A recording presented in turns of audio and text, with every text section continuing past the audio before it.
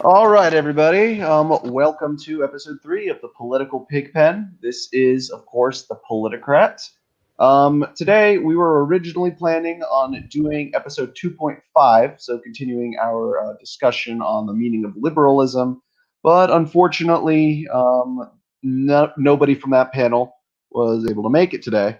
So instead, decided that we were going to do an episode on foreign policy, specifically U.S. foreign policy, everything going on right now, tying it into like historical events and, well, particularly foreign policy in the Western context, the good, the bad, the ugly, the pretty, all that stuff.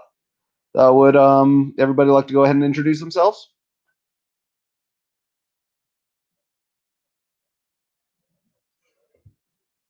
You should probably pick someone to speak first, Mr. Politicrat. Owl, let's start with you.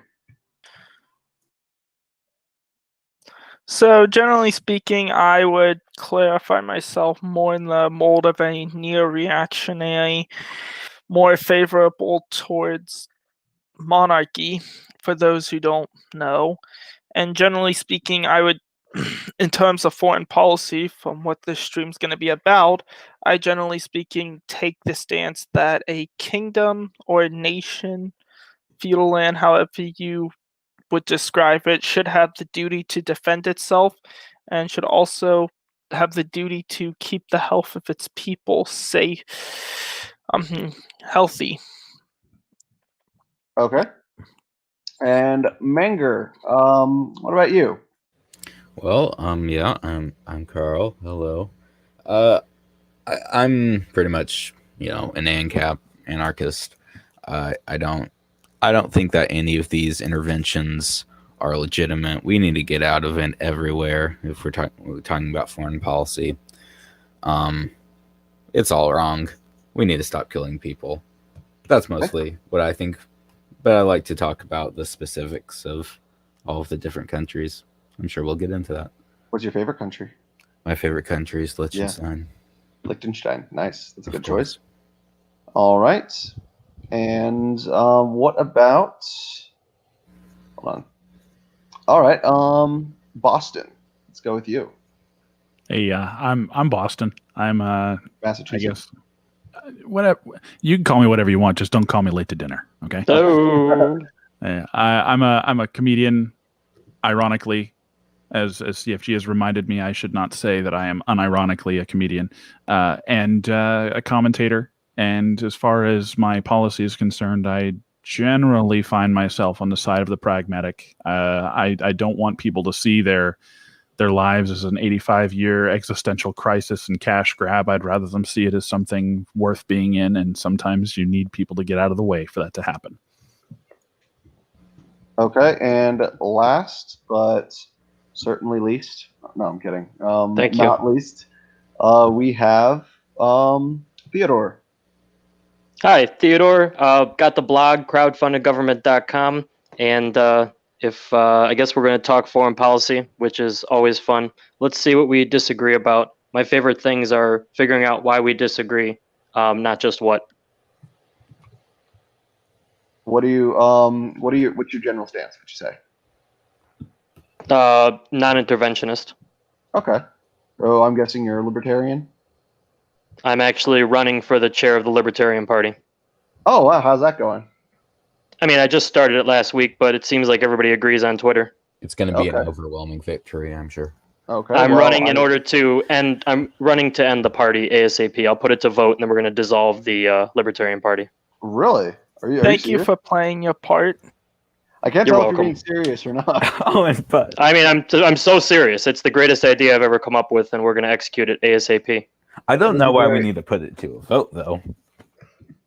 Okay. I mean, it's an organization. You have to formally dissolve it. Anyway, I'm sorry. Back to foreign policy. Foreign policy. And now for something completely different. All right. Foreign policy. So let's start by discussing realism versus liberalism and what you think is generally more preferable, especially in terms of the modern geopolitical climate. In case you don't know, realism or liberalism is internationalism. It began with in the American context back with Woodrow Wilson.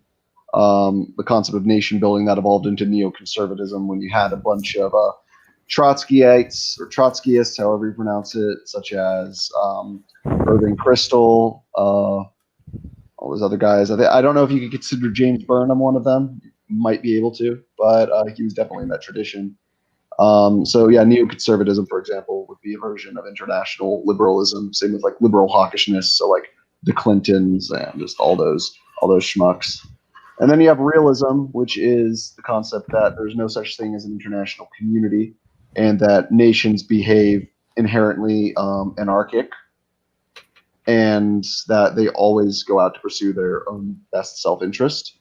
So you can have internationalists, and you can have realists who are both interventionists and non-interventionists. They're more so like geopolitical outlooks, as opposed to specific stances in terms of how like foreign policy itself. So if you had to choose, what do you guys think is more practical for like in the modern sense for global politics? Holy shit.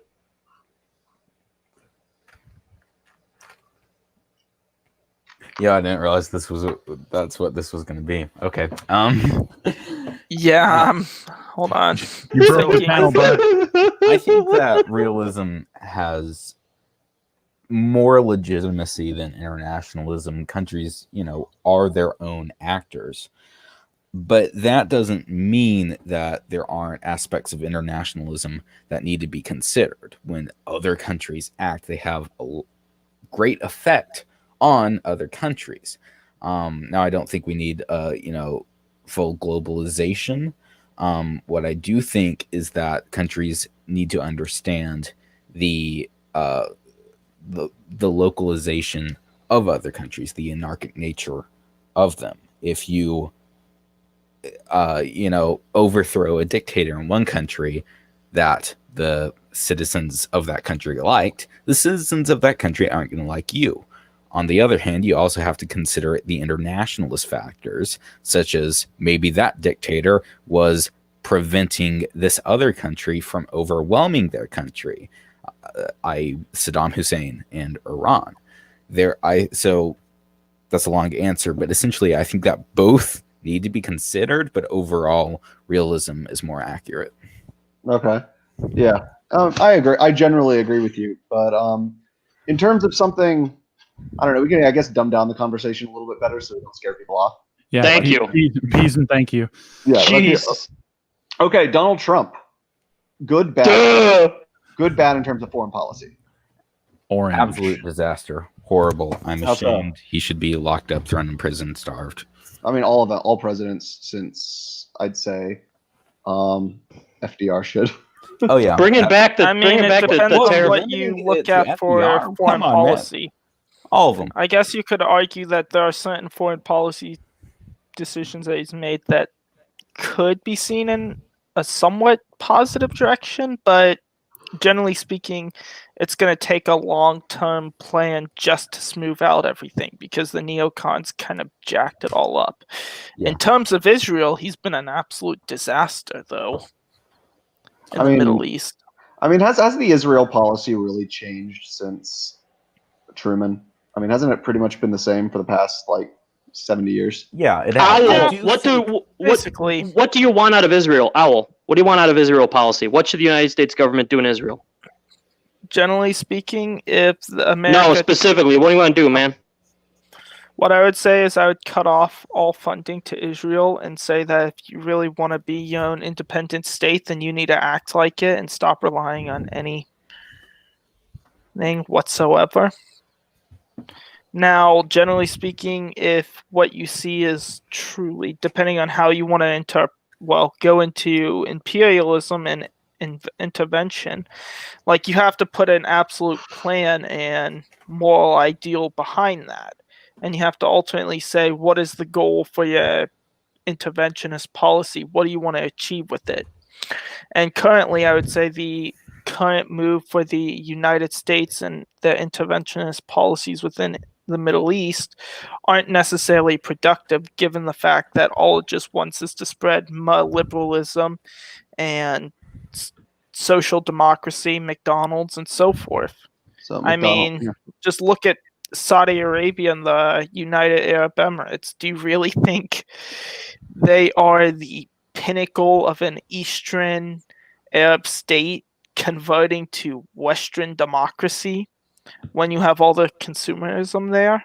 Do you really think anything's changed? I mean, would you even really consider Israel a democracy at this point? Like, I don't even know if I mean, wow, great question.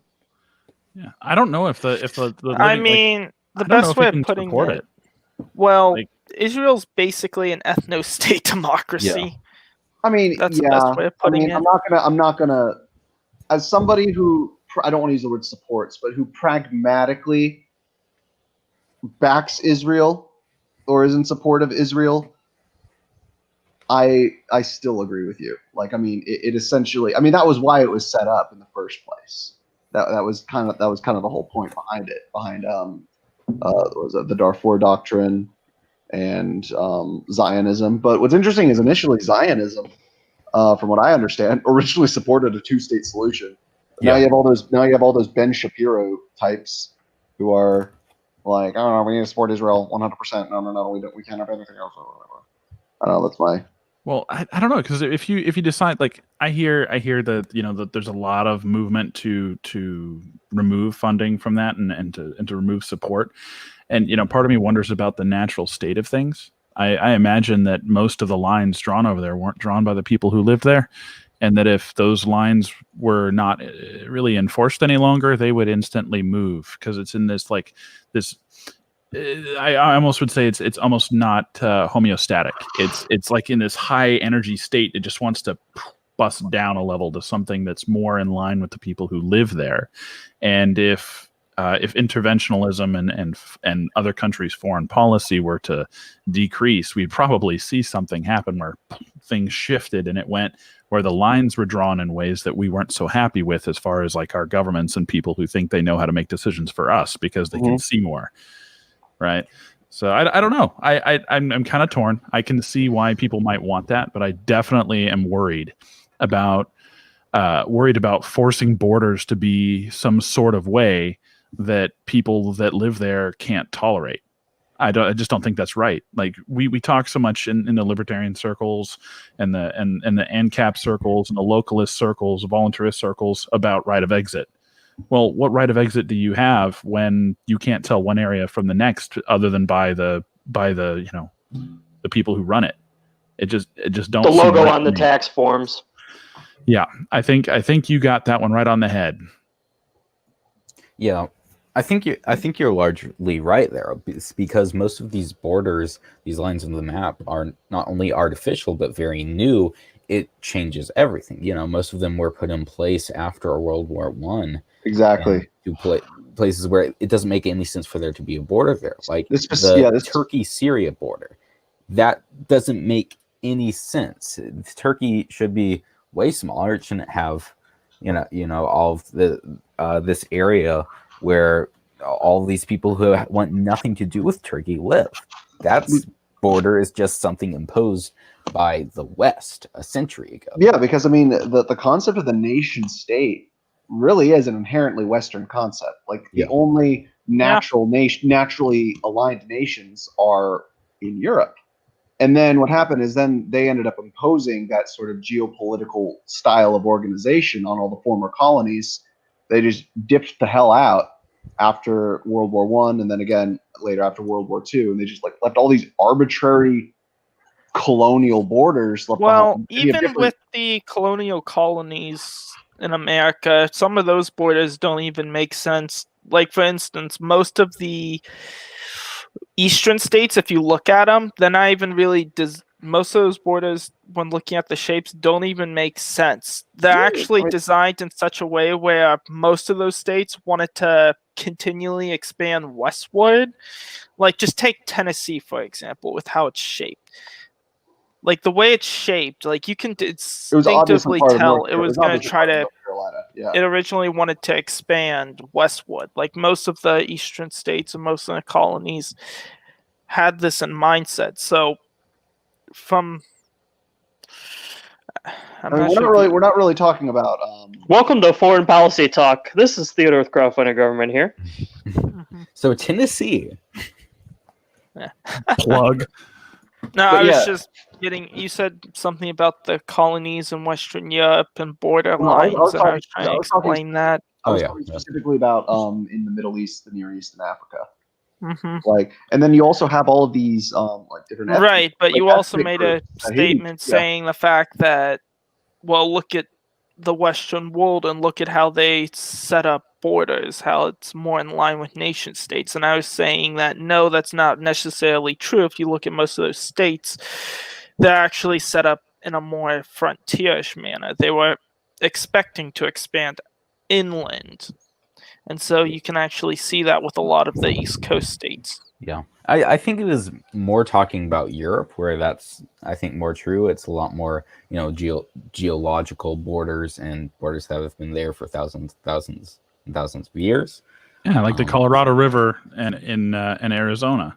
Yeah, exactly.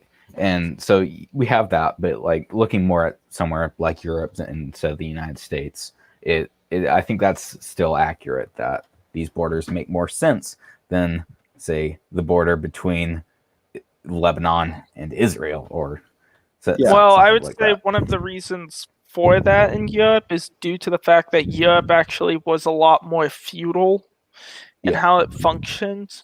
Especially, there was also a fact that you had concentrated ethnic groups within a particular region area, and so you kind of naturally formed the states around it.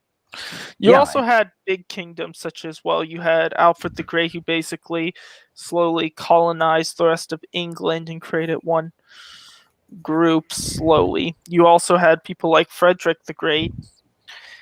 I'm trying to think of who you would have that for Spain or France, but you had basically these people who slowly accumulated a certain space within themselves and managed to maintain that land. And so, of course, it just naturally flowed from there.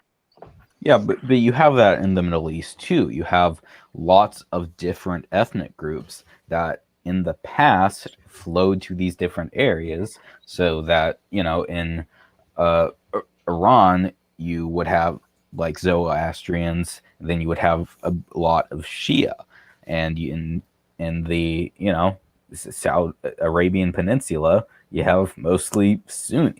So you have all these ethnic groups that do go to these different geological places, but those places weren't necessarily in line with the borders that were put there in the I can't remember the name of it, but the treaty they had after World War I that drew up pretty much all of the Middle East. Oh, dude, it's right on the tip of my tongue. Yeah. Dude. Wow, what is it? So what would you? Right. So okay. None of us have Google or anything. Well, that is true. Although I wonder what time period you would define the rise of nation states, or what type of, what events do you think ultimately led to the nation state forming, and how it formed from these kingdoms in Europe then? Treaty of Westphalia. No, I was talking about Sykes-Picot. But okay. Well, I don't know that it's necessarily nation states really, except for maybe the Ottoman Empire. It's mostly just ethnic groups. A lot of them are nomadic, and them eventually settling into the different areas. It's not that Jordan. I don't remember when modern Jordan was. So could you argue? It was after World War II. Was it? Okay. The British ended up. They continued to lead the Arab armies for like another, I think, over another decade. And then there was Sir John Bagot Glubb, who wrote one of my favorite books, actually. Technically, it's an essay, "The Fate of Empires or the Search for Survival." He was the general of the British Arab Legion. And who left? What happened? CFGs. Yeah. Howdy. What happened? I don't know. Maybe he just. He left. Okay. Hopefully he comes back. Hopefully he wasn't getting bored or anything. But yeah. So in the meantime, yeah, no, that's my biggest fear. No, but anyway, in the meantime, in terms of U.S. behavior in the world over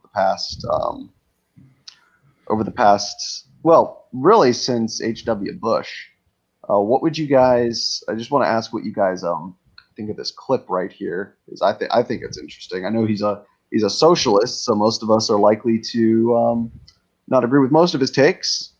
But hold on a second. I just think this is really, really interesting. Oh, I was hoping to go through today without seeing Chomsky. Well, I don't know. I just think this is an important part of the. It is an interesting take that he has. And, I'm sure a lot of people are real smart, even if I disagree with them right off the tip. Oh, yeah. All right. More complex case, actually, which Patrick Coburn's talked about, is what to do with Assad. And that has all kind of complexities. But anyway, they're out. And the sledgehammer has its usual effects. The bombings, U.S. bombings, are in the usual and predictable way eliciting anger from the civilians who are under attack. They don't like ISIS, they hate it, but they don't want to be attacked by American bombs. This is a perfect design for a kind of failure, though not necessarily a failure for the United States. It would be a failure for the people of the region. There was a very interesting insight into this in the New York Times maybe a week ago. The lead article should have had the headline, "The United States declares itself to be the world's leading terror state and is proud of it." That was the content of the article. Of course, didn't have that headline. Yeah, that's really what I wanted to touch on. He says that United States is the #1 lead terrorist state. Would you say he's going a little too far with that? Because honestly, I understand that United States has definitely pulled a lot of bullshit, and especially with its needless invasions of like Afghanistan, or I'm gonna say Iraq, more recently with Syria, and then the shit show known as Libya under a certain Mrs. Madam Secretary Hillary Clinton. Could go both ways depending on how you define terror. Yeah, and I can do that for you right now. According to the U.S. Code, Chapter 18, Section 2331, Paragraph 1, international terrorism is defined as, quote, violent acts that appear to be intended to intimidate or coerce a civilian population, or to affect the conduct of a government and occur outside of the United States, end quote. So if we go by that definition, I think it's pretty clear that the U.S. does engage in terrorism very often. That's what sanctions are meant for. We're going to put sanctions on your country until your civilian population alters the conduct of your government. That's one example. Or if we go into a nation and get rid of a government, we're trying to affect the conduct of that government. Or one more example is the Pakistan drone war. We're going to not affect the conduct of the government because the government we have there we like. What we're going to do is coerce the civilian population by dropping bombs on grandmas until they get ISIS-K out in the Pakistani Taliban out of their country. That's what our entire foreign policy is intended to do. We are going to use violence. We're going to use violent acts to intimidate or coerce so that we get the outcome that we want. Yeah, you forgot one thing though, Mr. Manger. I appreciate your nuanced and accurate response, but you forgot that when we write the definitions, we get to change them and who they apply to. Oh yes. Yeah, no, that's a very like same thing applies to money. It's the reason why the money printer go sure. bird. Yeah. If you think about it, there is no such thing as international law. International law is whatever the most powerful country says it is. Yeah, exactly. It's like the UN is essentially like. I'm sorry to any of you like internationalist listens out there who stand the United Nations, but the United Nations is I mean, first of all, I mean, it's The proven United to be Nations is it's a effectively puppet proven to be to useless, whoever but has the strongest hold and power it's within pretty the much United owned by the U.S. Nation. It's an It's extension a rubber of the United stamp. Yeah, exactly. Mhm. It also is to make us feel like different terms like international friendship, international community, yada yada yada. Those are really just like catchwords to make people feel better. But Nikki Haley tells me they get stuff done there. Well, Nikki Haley is Nikki Haley. Well, yeah. But yeah, like you said, the problem with the UN is that it's guided by the most powerful members. If you look at the Security Council, you have the 5 permanent members: the US, China, Russia, the UK, France, and whatever the other one is. And they're not going to let, some tiny country that doesn't want to get invaded, off the hook. Those are the most powerful countries, and those most powerful countries are going to dictate what is going to happen in the world. So the UN, if it does anything, which often it doesn't, it's just going to do what the most powerful countries want it to. Well, I mean, imagine trying to get 5 people to agree on something, much less 5 committees, groups that all get together and discuss stuff. I imagine the UN might have even just be created to maintain a stalemate. Oh, absolutely. I think It's very effective. Yeah. I mean, I think that would be an entirely legitimate theory. I've never considered that before, but that is definitely something to consider. The UN is created to create a stalemate so that maybe America or another country who holds the reins of power can secretly do what they want to do in the shadows and not have to worry about the efficacy of their actions. Yeah, it offers a justification for anything you want. If you want to do something, the UN says it's okay. It's okay, well, who cares what happens to the civilians in that country? Yeah, I'm going to the UN and getting a resolution. You get out of my way. Exactly. Although, to play a little bit of devil's advocate here on some of the internationalist perspective, just so you can have a little pushback.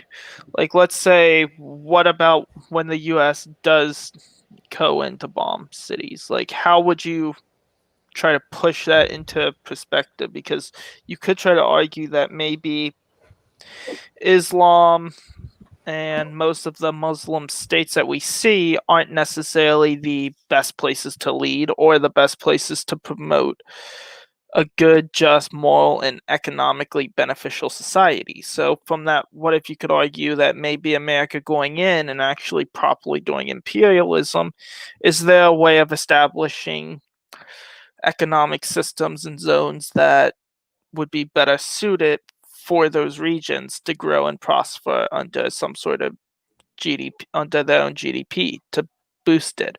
But on this perspective, you would have to fully embrace that you're doing imperialism, and you would have to admit that what we're doing is invading these countries and taking them over, because the West ultimately would believe that their system is superior.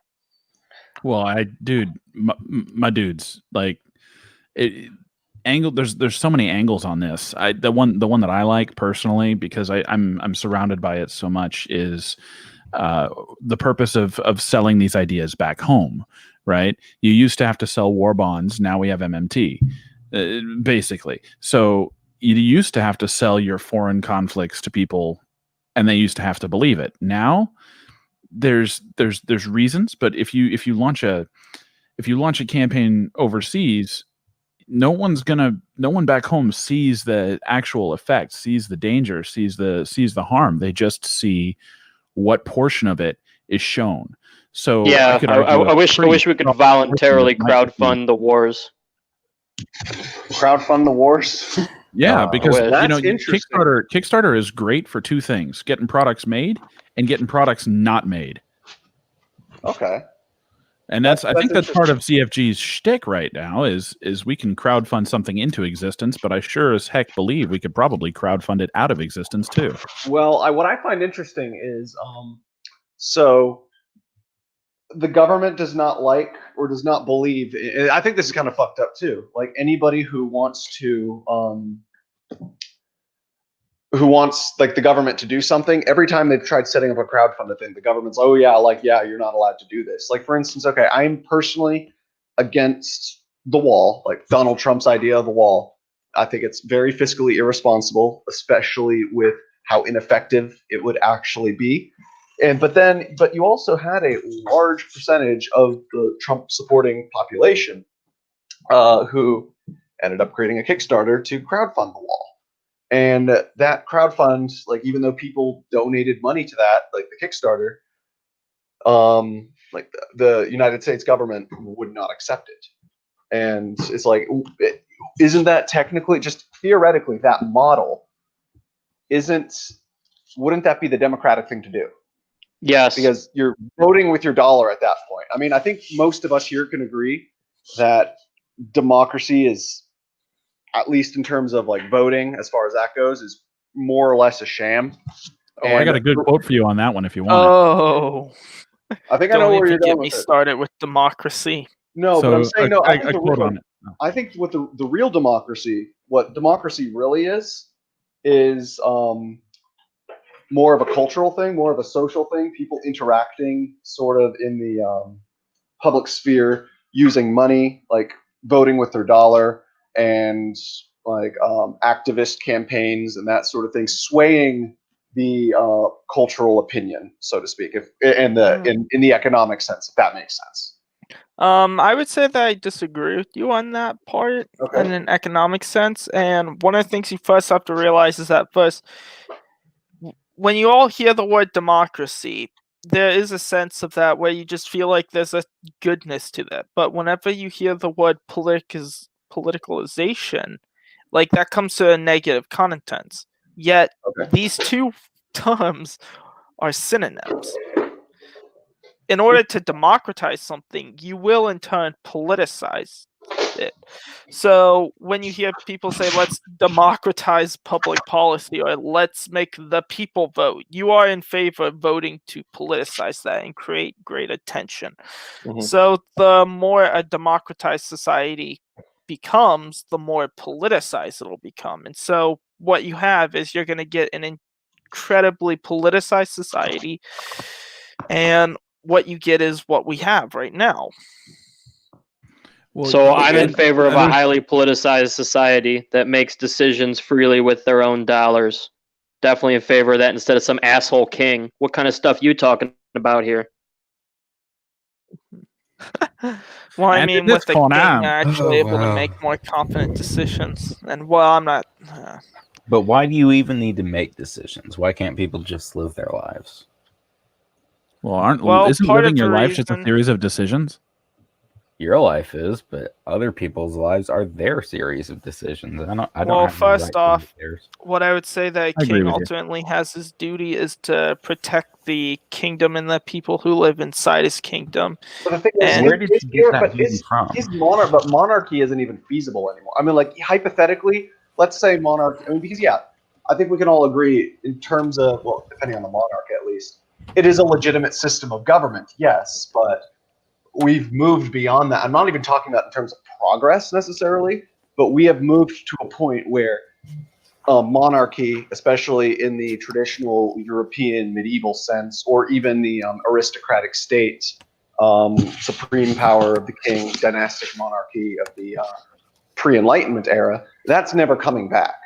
Like, I mean, just like democracy is not going to last forever either. Well, in that sense of any real time, like in the foreseeable future in our lifetimes, I don't think it probably will come back.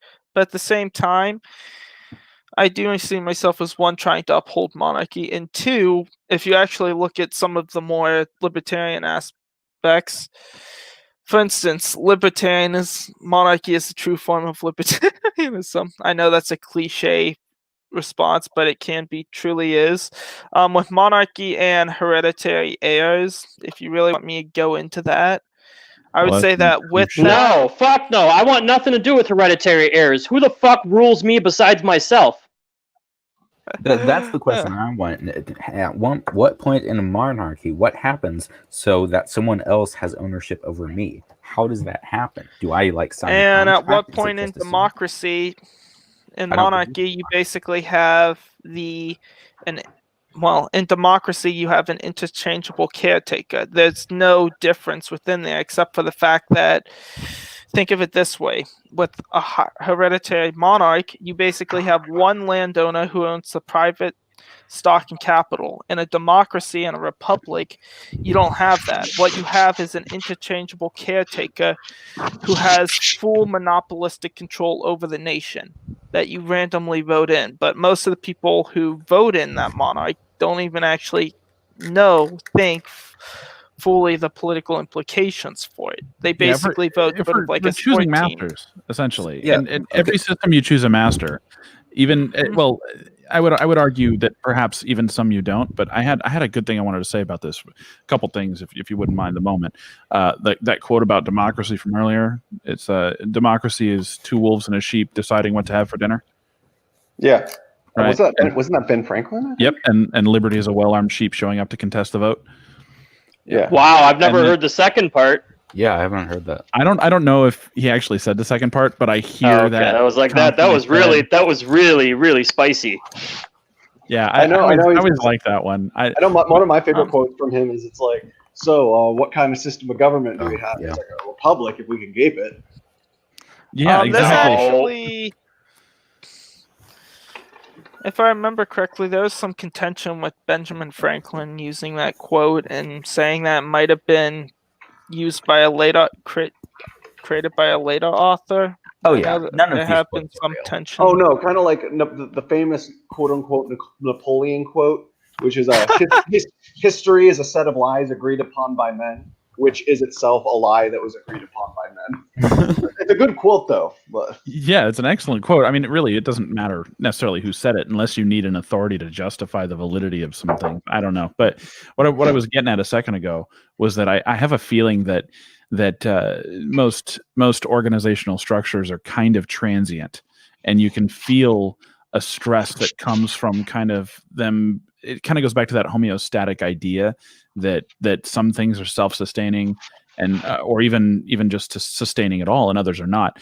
That like republics could slip into democracies, which almost without fail slip into oligarchies, and then and republics can slip into oligarchies the same way.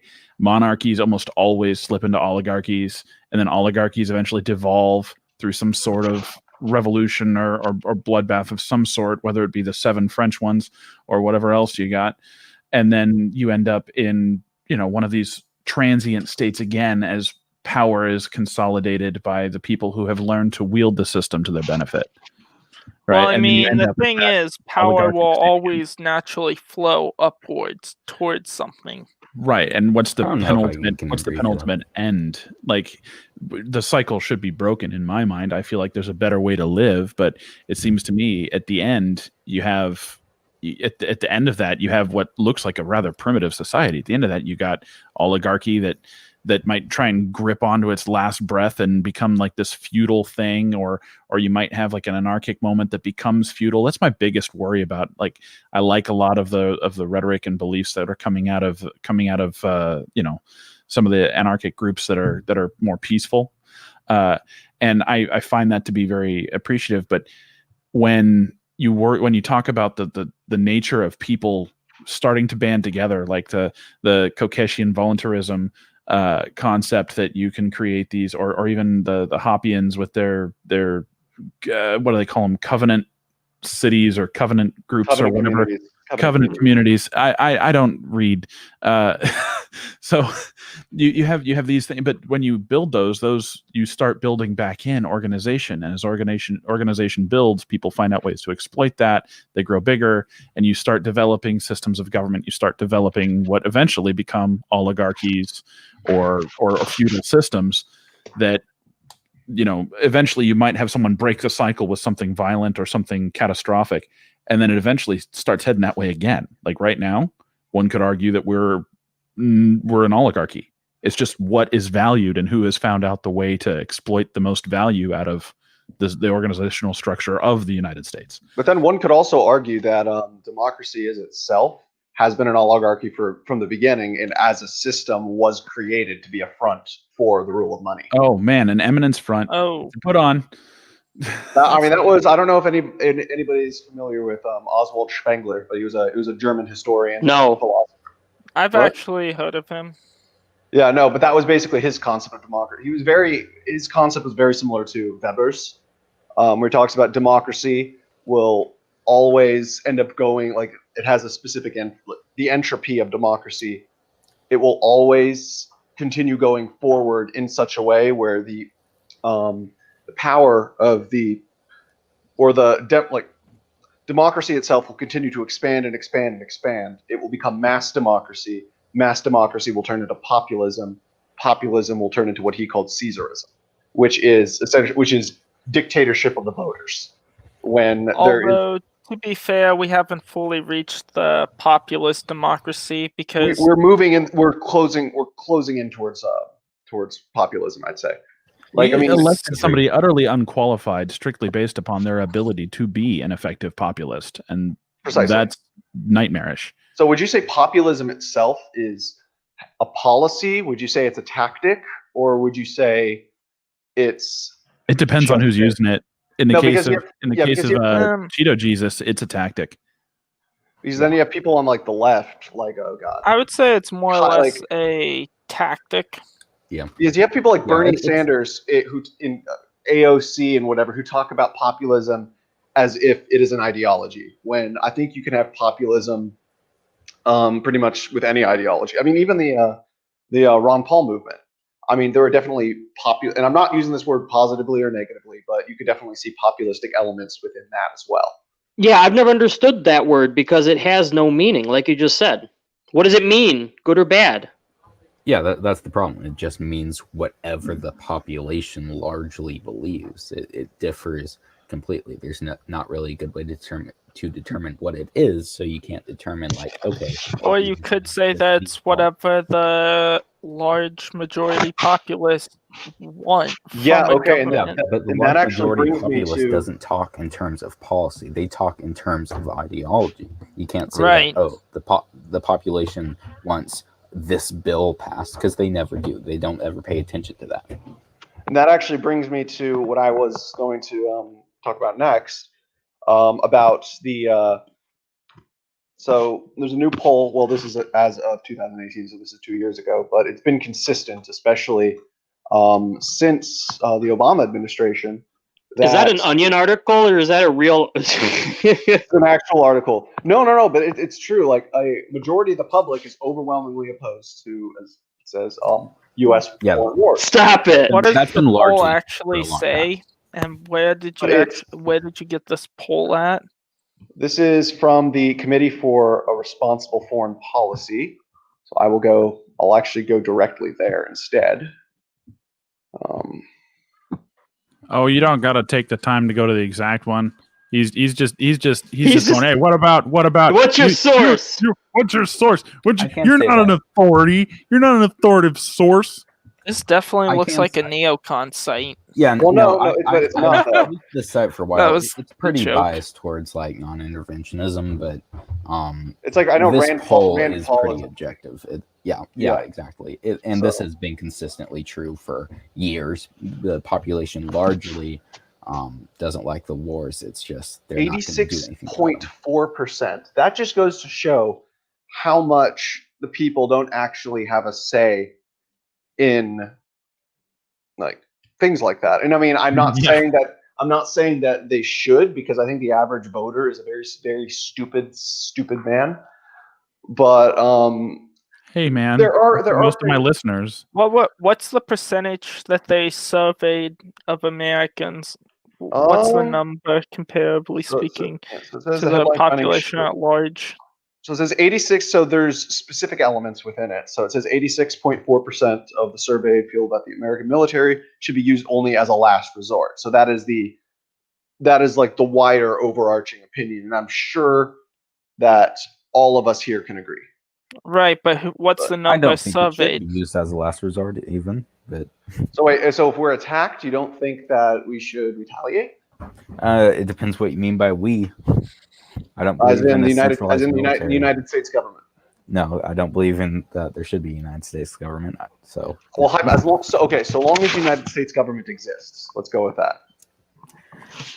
Not really. It doesn't have the right to divert the wealth and resources of the nation to defend it unless there's Even explicit when the- contract from 100% of the population. Even when the nation is literally under attack. Like, I mean, Yeah, a nation has a right to defend itself. yeah, I The mean, nation isn't at a that person. point- The nation doesn't have rights.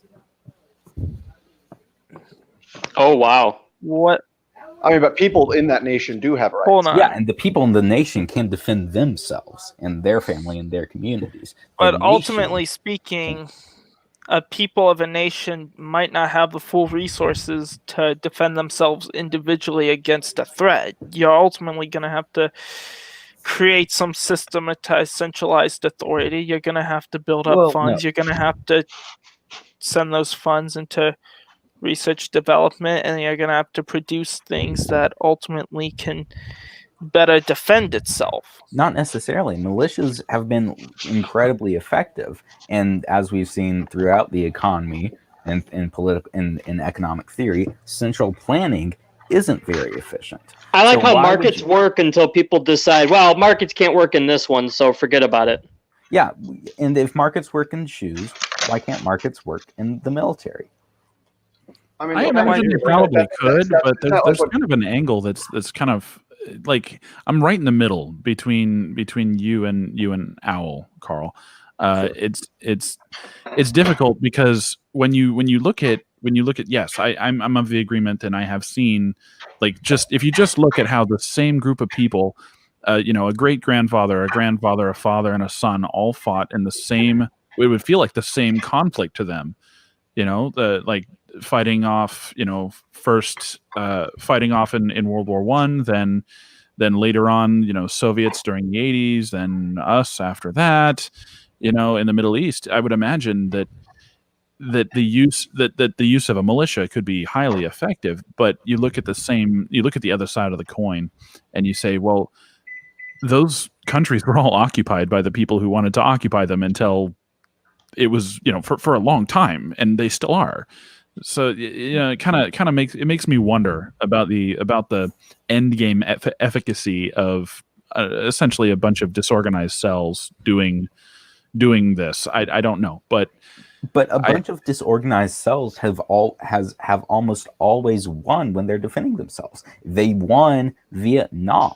They won. It depends on. They won. Not well. They are currently winning Afghanistan. You would also have to look at other political factors that played into that, such as when it came to Vietnam.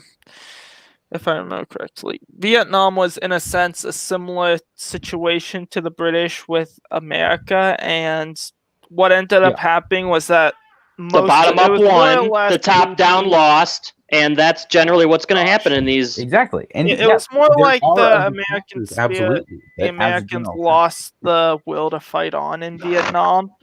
Why? Same Because with the British disorganized lost the. militias were more effective because they were protecting their lives. No, it's more like after fighting after coming into World War I and fighting in there, after fighting within Imagine World War ignoring II. arguments and just going on with your own, though. You got to respond to what we're saying, dude.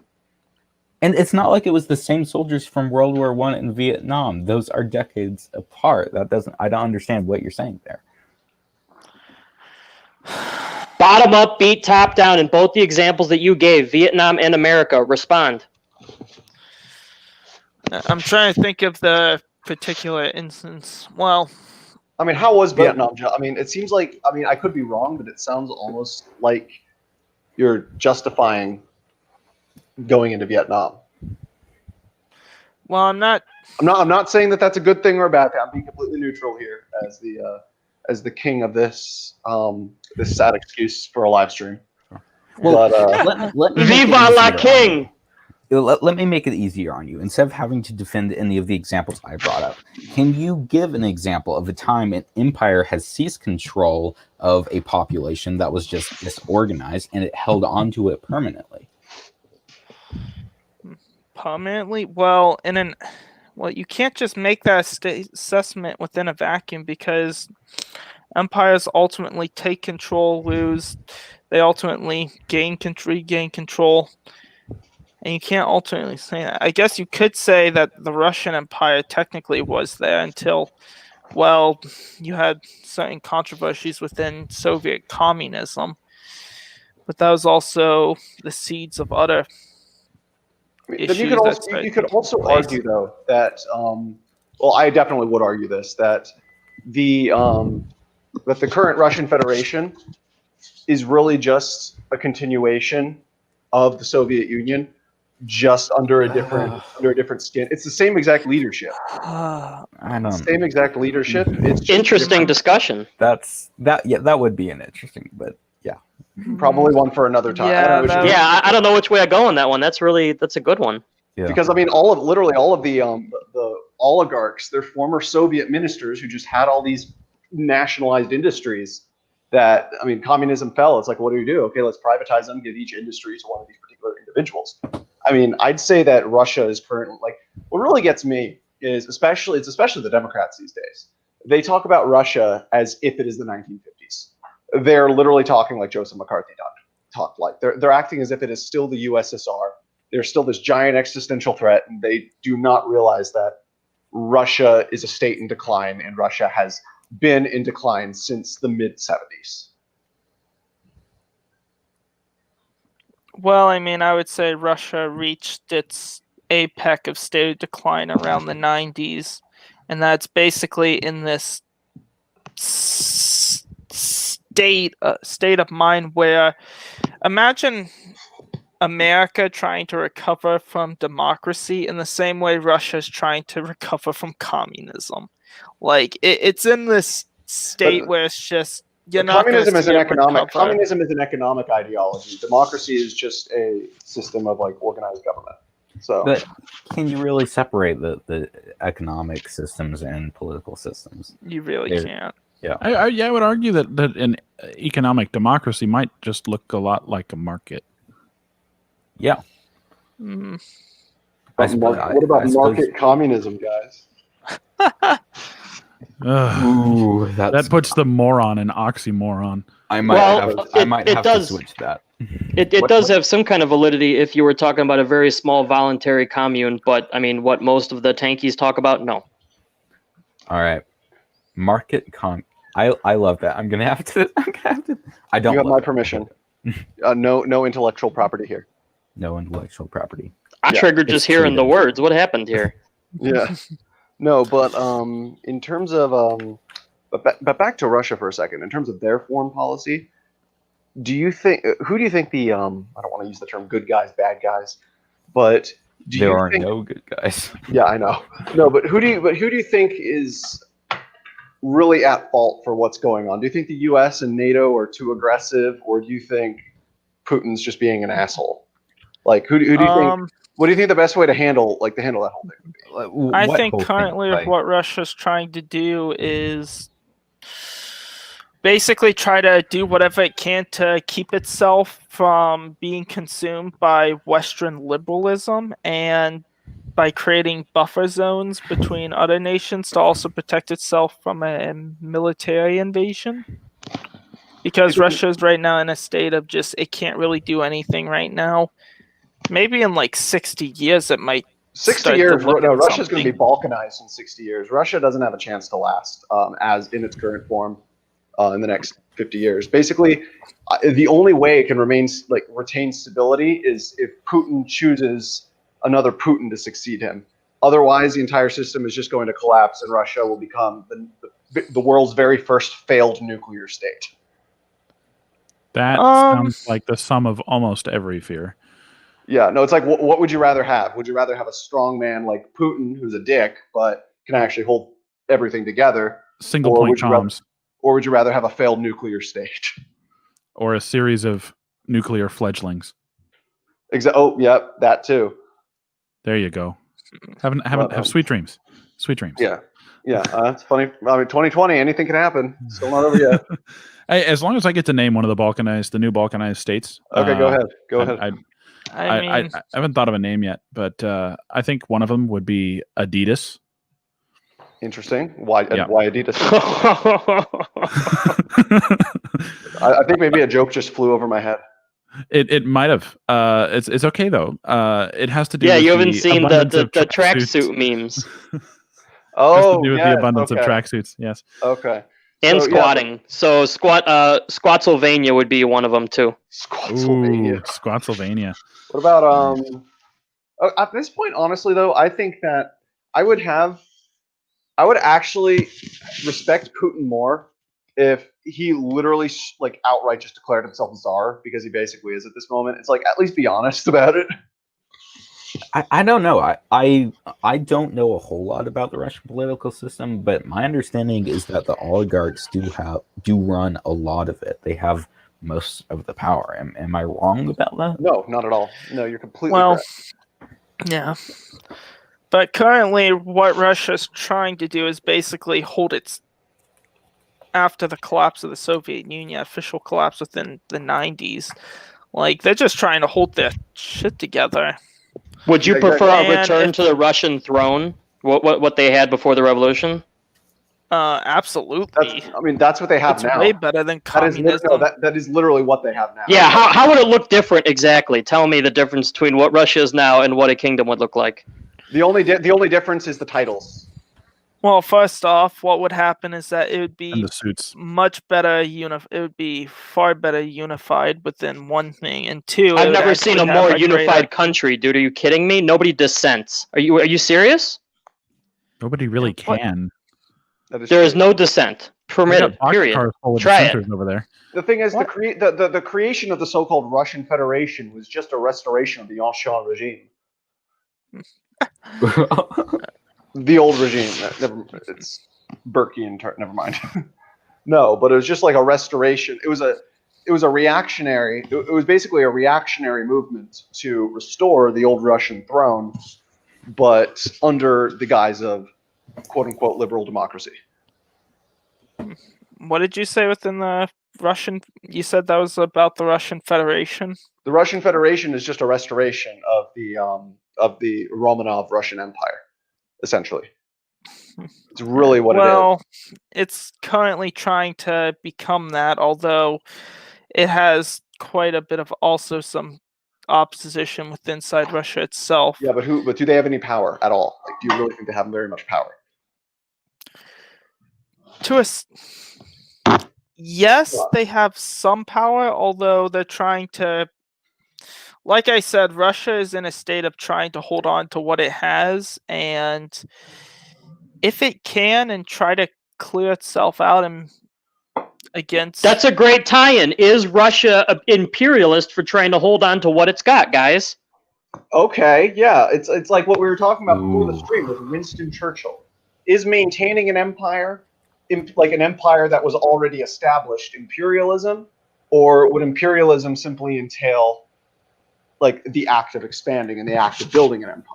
I think that's mostly imperialist. There's certainly a lot of areas that's not, but like if they're trying to hold on to the Crimean Peninsula, that's imperialist. Yeah, fighting for 10 years over Afghanistan. Yeah, definitely imperialism trying to hold on to what you got and fighting the borders for sure. I think I'm on that side of the debate now. Yeah, exactly. So it all comes down to what the people in those areas want. If someone in is right smack dab in the middle of Russia is like, yeah, I'm Russian, then they can be in the country, but they can't go over and try and conquer Ukraine or any of these other places and force their political nation upon them. That's a good argument for militias. Yeah, I mean, I'd say that's a good. Yeah, it's a pretty good argument for localization in general. Oh, by the way, I'm really sorry to anybody listening, and did I call back to something before we actually started recording? I'm such an idiot. No. We're talking about Churchill, remember? Wow, About that was really good. Okay. The last part is Churchill correct, Ted. Yeah. Churchill. I being mean, is there even That's hilarious. one specified topic anymore? Yeah. Throughout this whole.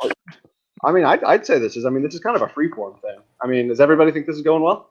I mean, yeah, it's I'm chilling. From foreign policy to just like political theory in Russia. I want to hear Owl. I just want to hear Owl give his opinion, and then he's got to respond to what we say in response. Like quick responses.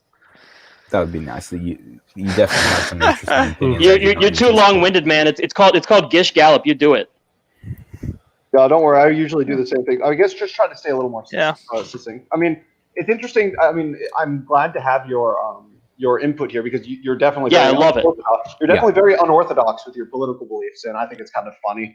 Or no, It's great. I think it's fun. No, it's Don't say interesting. you can't tell people their beliefs are funny. Come on, man. No. I'm saying no. Okay, so I mean, Hilarious. and I'm not saying this. I'm not saying this to disparage you. I'm not saying this. To disparage I mean, you. I'm definitely unorthodox when it comes to this stream.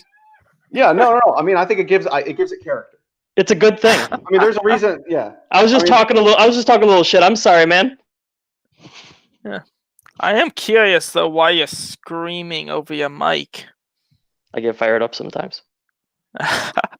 Sometimes it just gets a little heavy. Yep, I can tell. Go hard in the paint. Go hard in the George paint. is getting thirsty. So let's move on and talk about because this is a very okay. So as of I think last year, the war in Afghanistan is the longest war in U.S. history.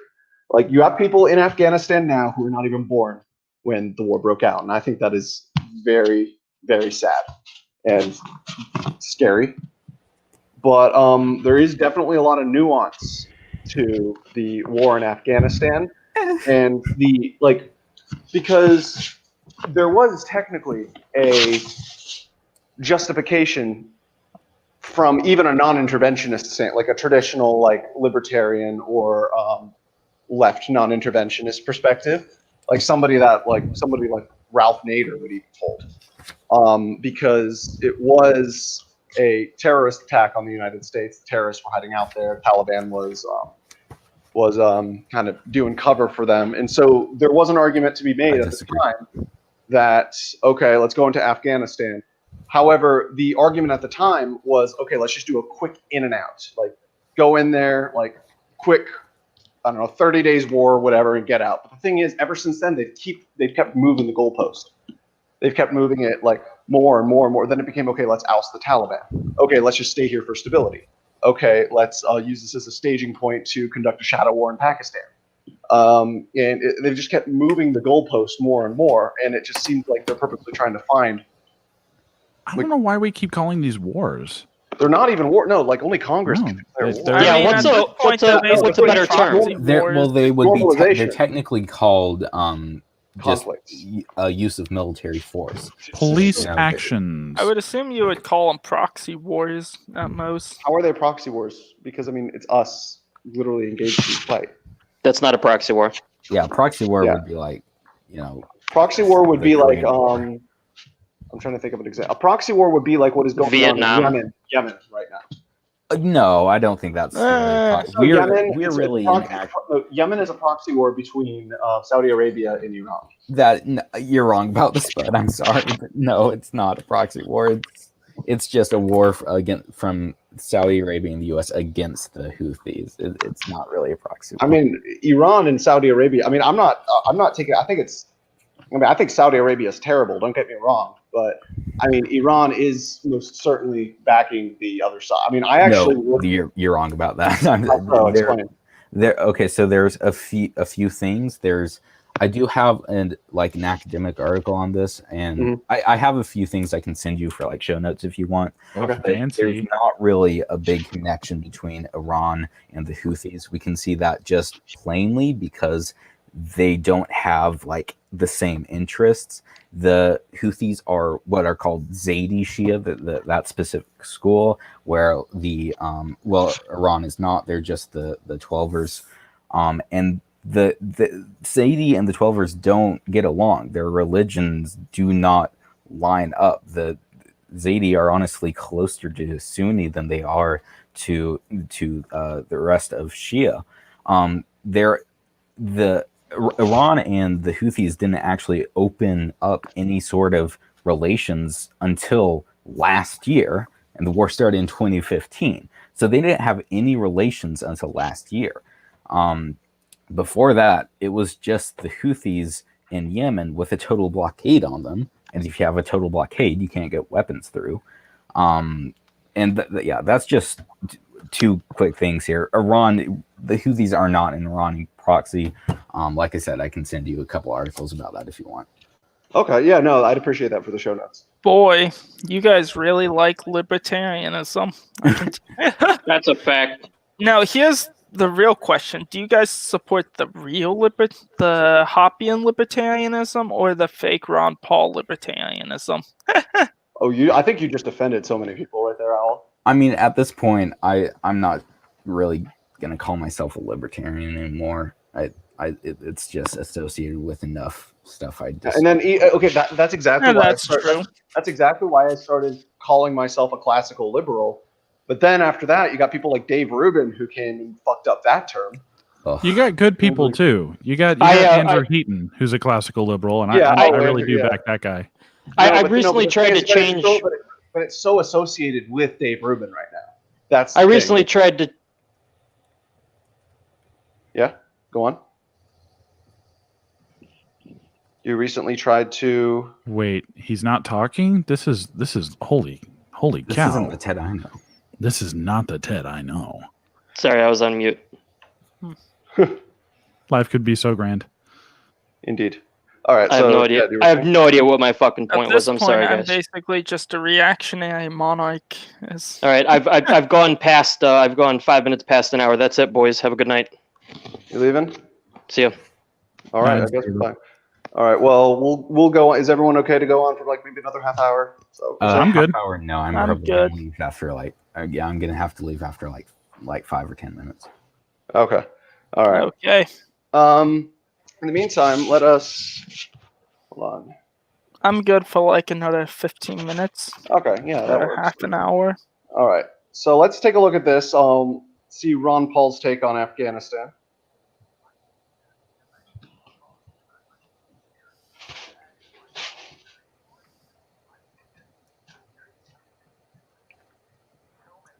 Can't really hear it at all. Yeah, Is the audio? Yeah. Oh, Yeah, I'm okay. not hearing anything. Whoops. Okay, there we go. Just like most of America when Ron Paul ran. Oh, exactly.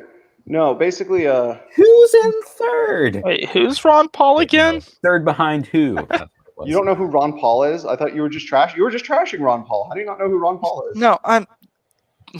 Oh, Gosh. okay. I'm sorry. I was just that was a stupid moment. If anyone That listening interventionist in, foreign policy can you is our believe greatest this guy? danger, because that is why people get very annoyed with us. I see this as very damaging to us to be in so many places, either subsidizing rich countries or fighting no-win wars. I mean, we are not winning the war in Afghanistan. Matter of fact, they don't even pretend, the military and the politicians don't even say that we can have a military victory. So there's not even a pretense. We still have violence in the green zone in Iraq, and people are still getting killed there, and they still don't have a government, and they're still pretending we're going to be out of there in a couple months. But I think what Obama has done, which is misleading, he tries to appease his base by saying, oh, we're going to be out of Afghanistan next year. Yeah, right. Then he tries to neutralize the hawks on the right by saying, oh, let's have more troops in there. Let's aggravate it. Let's make the war bigger. Let's go into Pakistan and Yemen. At the same time, he says we're going to end it all next year. But that's the way the politicians work. They try to appease everybody, and we end up with a foreign policy which is hodgepodge and gets us into more trouble, and I think less secure. All right. So you guys agree for the most part? To be I fair, can't help but agree. Yeah, in a pretty large part. To a certain extent, there's one thing I disagree with the way the anti-war advocates try to present themselves. One of the ways that they argue about the balkanization of the American military is kind of BS with where they get those statistics, because what they end up doing is they include the Marine Corps, like the Navy SEAL Marines that are stationed in American embassies, and with that, which inflates the number of how many troops are overseas versus the number, which really isn't a fair comparison. Well, when yeah, you're looking at it. It's definitely different than like the troops that are like on the front lines. It's definitely a much bigger number, but I think it's still a problem. Certainly from Paul's perspective, which I would tend to agree with. We don't need to have a whole bunch of Marines in an embassy in any of these countries, really. So The Marines are more or less there because you have to have foreign embassies. If anything would go down, the Marines are there for protection of the foreign embassy. If you don't have Marines there, then your embassies are pretty much screwed. Like, you're keeping ambassadors, foreign advisors, like people there that you need in order to help secure a nation. Sure, but at what cost? But I highly doubt that the number of Marines that you would need would be significant enough to be like inflate the numbers to a point where the argument is moot. I don't think that would. Oh, you'd be surprised. Okay, maybe I would. But isn't that where most empires start falling apart? Is when they start when imperialism gets the motions for imperialism get too strong, they start getting beaten down by to give Mr. Menger some credit here. These militias, essentially, people might have called them bandits or roving marauders or things like that in the past, but essentially they are roving groups of people who actually represent the geological region they want to live in. So those people end up showing up and making things bad for a group that's spread far too thin and doing things that perhaps are questionable at best. Yeah, that is absolutely the case largely, and especially in Afghanistan, where you just have a bunch of farmers and goat herds who happen to have a rifle from the conflict with the USSR in the 70s. It's not like an organized military force that the Taliban is bankrolling, although the Taliban certainly has some stuff. Mostly what the U.S. military is fighting is just teenagers who are trying to protect their house. You can imagine the tiebacks to modern internal politics, too. I wouldn't necessarily say it's full teenagers protecting their house when you look at the Taliban. No, that's why I said it's not all that. They certainly do fight. Okay. Oh Lord. I'm saying that largely what they fight, what every day they're doing, is those kids. They're not like every day shooting on the Taliban. So what is interesting, but back to Ron Paul for a second. Did you guys know that he actually voted yes on Afghanistan?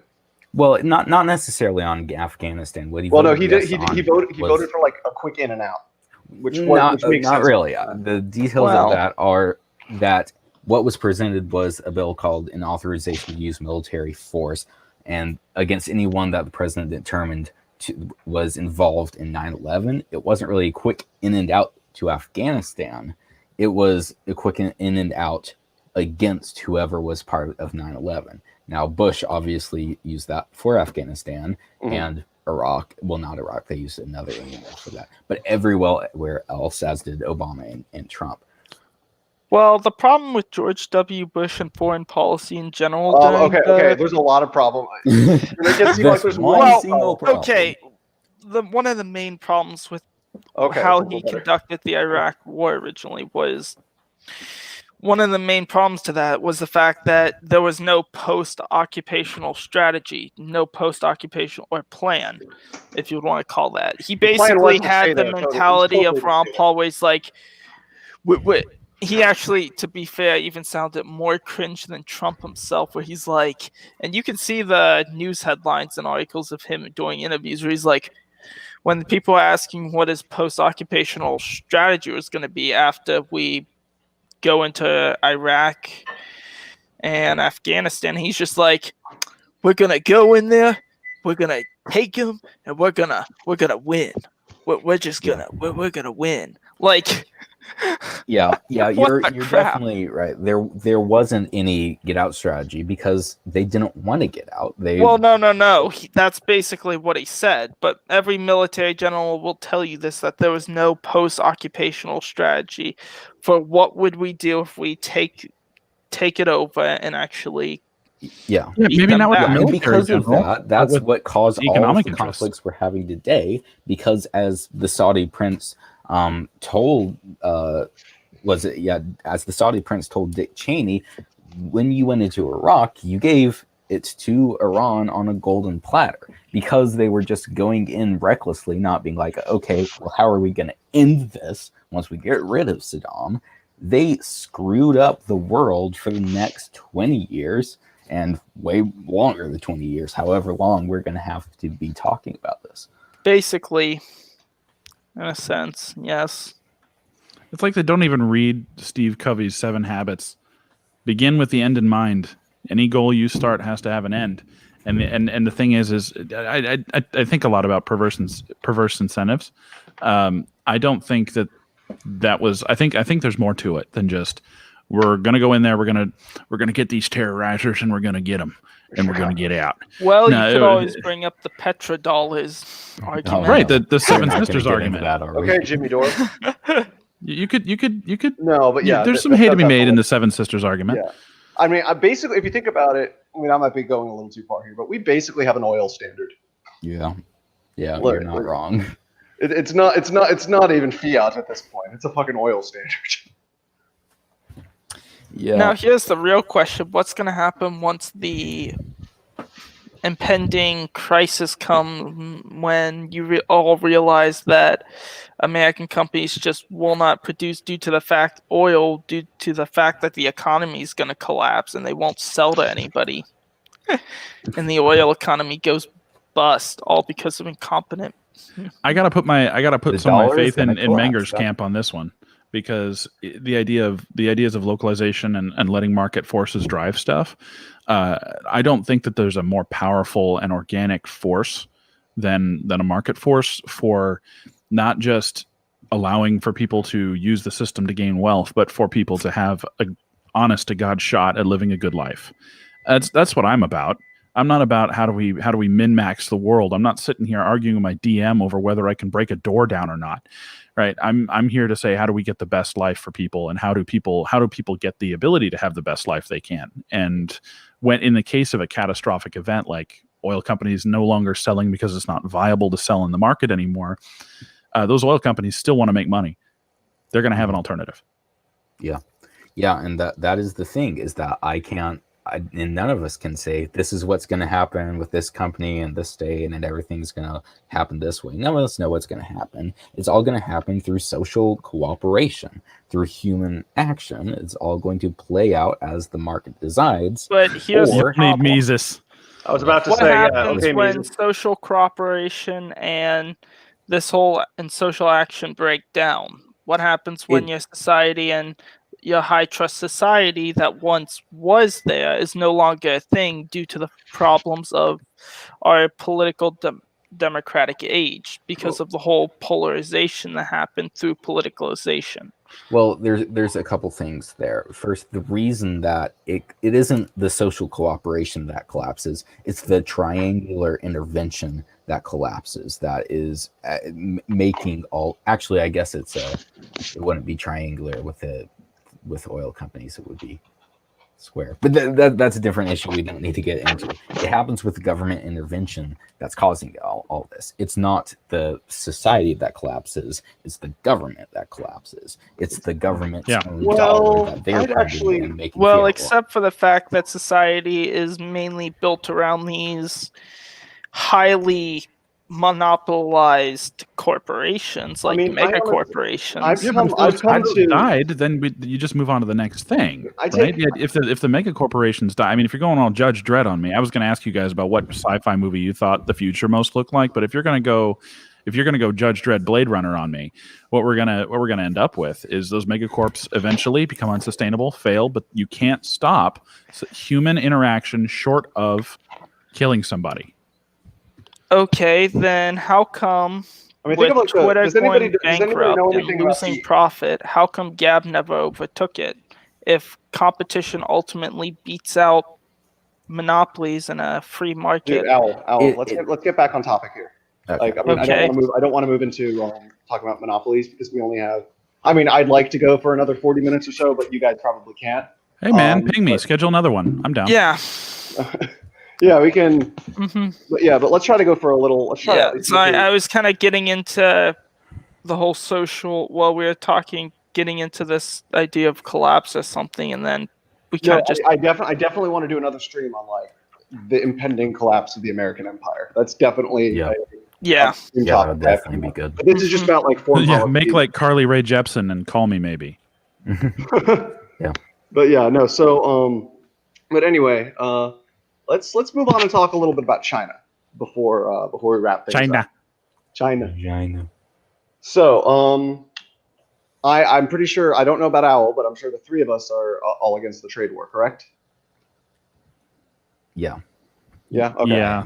But what do you think the best way to deal with China is? Because I mean, I've come to the conclusion where, I mean, I do not like U.S. global empire as it currently stands right now. I think it's pretty shitty. Like, I mean, to tell the truth, I mean, I think like I said, all of us could agree with that there. But at the same time, you kind of have two options: U.S. global liberal hegemony or Chinese global fascist communist hegemony. It's like, I don't know about that. I don't think that Well- China really would, if like we just left everywhere. I don't know. No, I think you're giving them too much. I think you're giving them too much credit. Like, I mean, I guess I'm a bit of a pessimist, but I just look at things in a very Machiavellian way these days. Like, I mean, whenever there is a vacuum, you will have. You're so something bitter and brooding. Yeah, Now, sure. There well, is a vacuum, but I don't. But that's going to be filled. But I don't see why it would be filled by China. They weren't really seen as any sort of geopolitical force or anything like that until the pivot to Asia under Obama, and I guess a little bit under late Bush, 90s. first Bushes. Yeah, But the vacuum is filled by who does it best, right? If we're talking about this from an economic perspective, iPhones aren't made in the United States because places can make them more efficiently. So whoever does it best wins. So if we focus ourselves on thinking about how to make ourselves do better rather than making it harder for other people to even play in our sandbox, right? Take a look. Just do, instead of employing negative tactics, employ positive ones. Unshackle things. Unshackle people. Right? Give them the opportunity to do things. Right? When you have giant hegemonies like you're talking about, wouldn't it be wiser to think that like you have economies of scale on one side, on the other side you have market disruption, you've got holes that can be filled by small nimble groups faster. Okay, well there's always, if there's a better bulletproof vest, there's always a better bullet. You know what I mean? Yeah. Yeah. Well, I would say it depends on the goal and focus of the trade war and the autonomy that you have against the international order, neoliberal order. So, like, let's take a hypothetical situation like Shinto, like feudal Japan. I'm not saying that we should advocate for an purely isolationist state, but let's just think about what happens when you ultimately are away from free trade and it's mainly just you and your people that you have to worry and focus on. With that, you'd be able to, and you're out of the international sphere of free trade. With that, you're able to make decisions that are decisively better. You can make rapid fire decisions that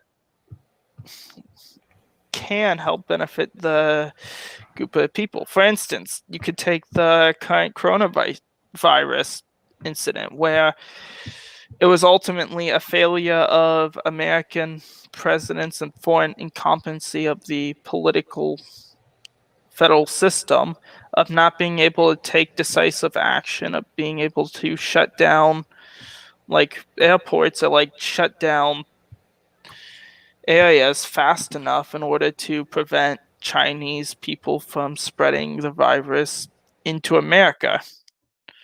What you'd have to do is be able to have an ability of doing that if you would want to, in order to have the benefit of keeping America from itself getting locked down, to keep the people in the States from getting the virus and having this panic spread. Right, but when you have a situation where like, for example, someone shuts down the airports, the United States shuts down flights to known hotspots, right? The immediate response is because we're so splintered and fractured, is someone sees, okay, this guy just went out on a limb and took a risk on a policy. Let's make him pay for it. All right, well, is that what's best? No, but can we make hay? Yes. Right. So then the idea becomes, it's not about doing what's best for anybody. And your argument that the primary responsibility of any government or empire is to protect the people that live in it, then we should have tarred and feathered everybody by now. How so? Most international governments I think, fail in very large ways to take care of the people that live in them because they just don't care. Right? Well, I'm this started, thinking of America more in a national context of itself before. You're thinking of the nation, not the empire. Mm-hmm. Right. Okay. Well, in terms of the nation, right? Airports shut down, right? I'm not going Trumper here, but the idea that airports get shut down at places that are hotspots, and then the political opposition, rather than say, this was the right call, it sucks, but we got to do it, right? They say he's a racist. Well, that doesn't serve to protect anybody, but what it does do is it serves to bring your ideology and propaganda to the forefront. So when we weigh things out and we make decisions to throw beatdowns on our opposition rather than make positive moves forward with policy, if you're going to have government policy at all, or positive movements forward socially rather than looking for ways to beat down people who disagree with us in our everyday life, you're just cutting yourself off at the knees and saying, hey, I can run a marathon just like anybody else. You're lying to yourself. It's not about policy beatdown trying to shut down airports. And first off, they would have called him a racist no matter what. But what it's that's my point. Basically symbolizing is you can openly say that, hey, we're going to keep things we're going to try to shut down before known places that would most likely be hotspots from China, before the whole thing could spread back in May, the late January and so forth, for when this virus was starting. What is with this overlay? Sorry, I just caught the overlay. Okay. It's the American global empire, guys. But anyways, Americana, economic growth is everything.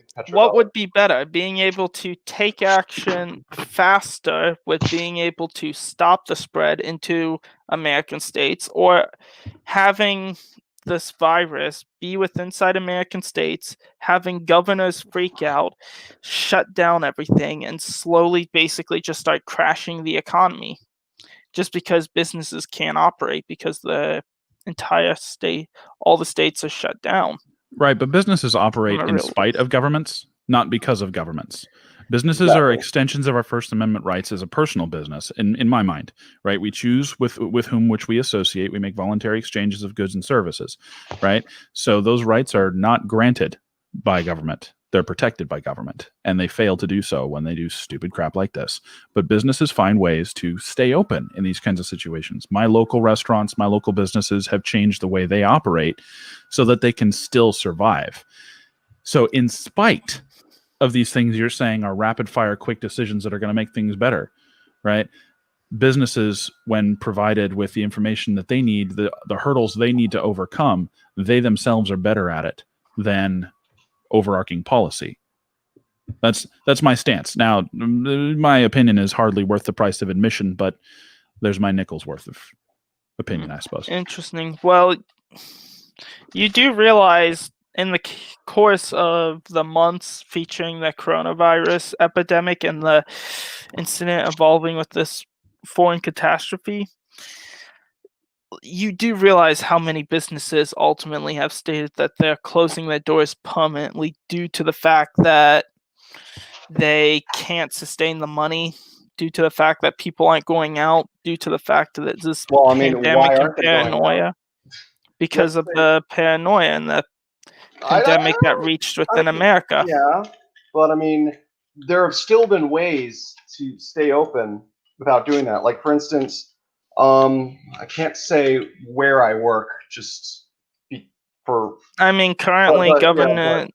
But the place I did, we had it's generally not the place you'd expect it to be like that, but we did curbside service. And it was still very profitable. We operated on a skeleton team.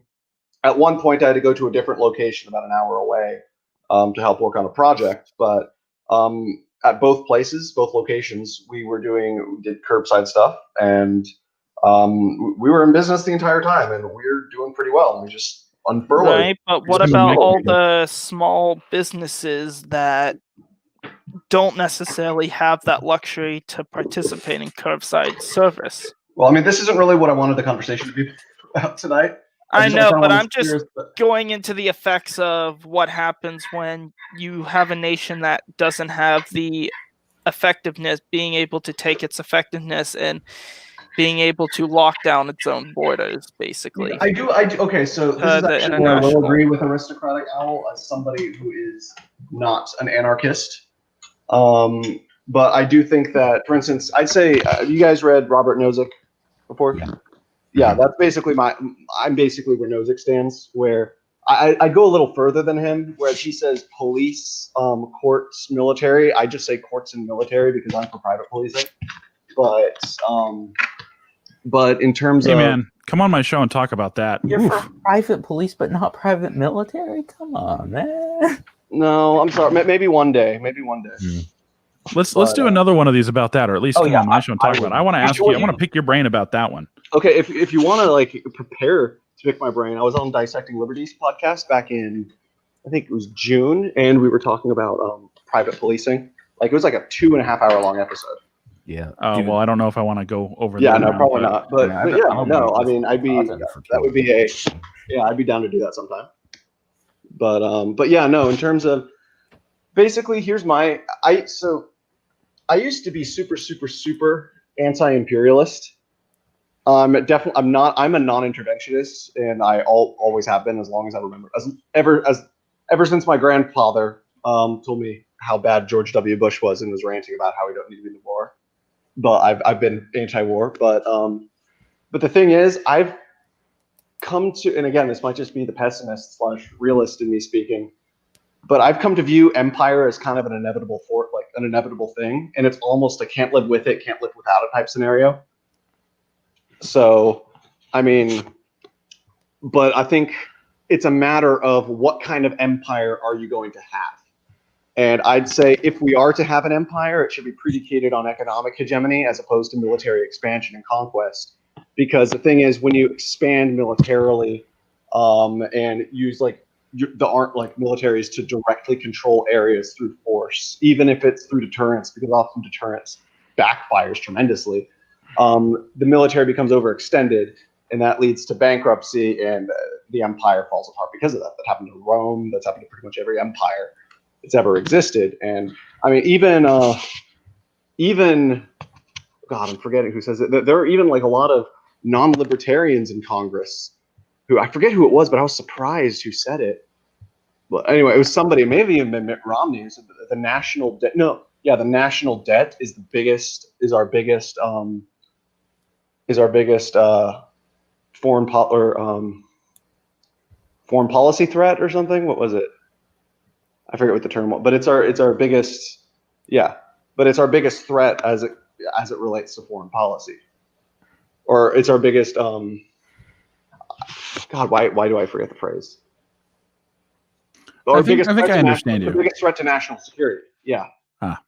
Yeah, I got you. Or the debt, and even though the military is only in discretional spending, it takes up over a third of United States discretional spending, and even if we cut that in half, we would still be spending more than the next 10 largest countries combined on the military.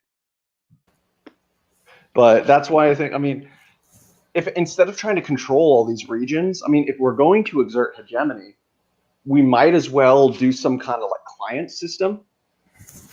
Like, I mean, we kind of already do that with some countries, but I mean, we might as well, like, you know what I mean, right? Like, I'm trying to think of a good example, but like I don't want to use the term vassal state, but like official clients of sorts. Just where push government authority to a more localized level. Exactly, like where they will basically kind of make a deal with a country. It's like, okay, you can voluntarily join this quote unquote empire, for the lack of a better term, but you can leave voluntarily at any time. But we'll kind of like.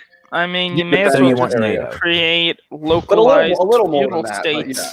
You could try to create localized feudal states. Yeah, they don't have to be feudal states. You don't have to have these fancy terms. No, let's use the term vassal state. That's a little more, I guess. That's a little more. I think So- you're searching so to name things in some ways that I just don't know that it's utterly necessary. Like, he's a bit of a maverick, and he's a little interesting guy. But Kokesh has a thing or two right about this. I think is that, like, if you look at the current structure of the United States and you just go, okay, let's shift as much responsibility as we can to the state level, and then the stuff that the states can't do, right?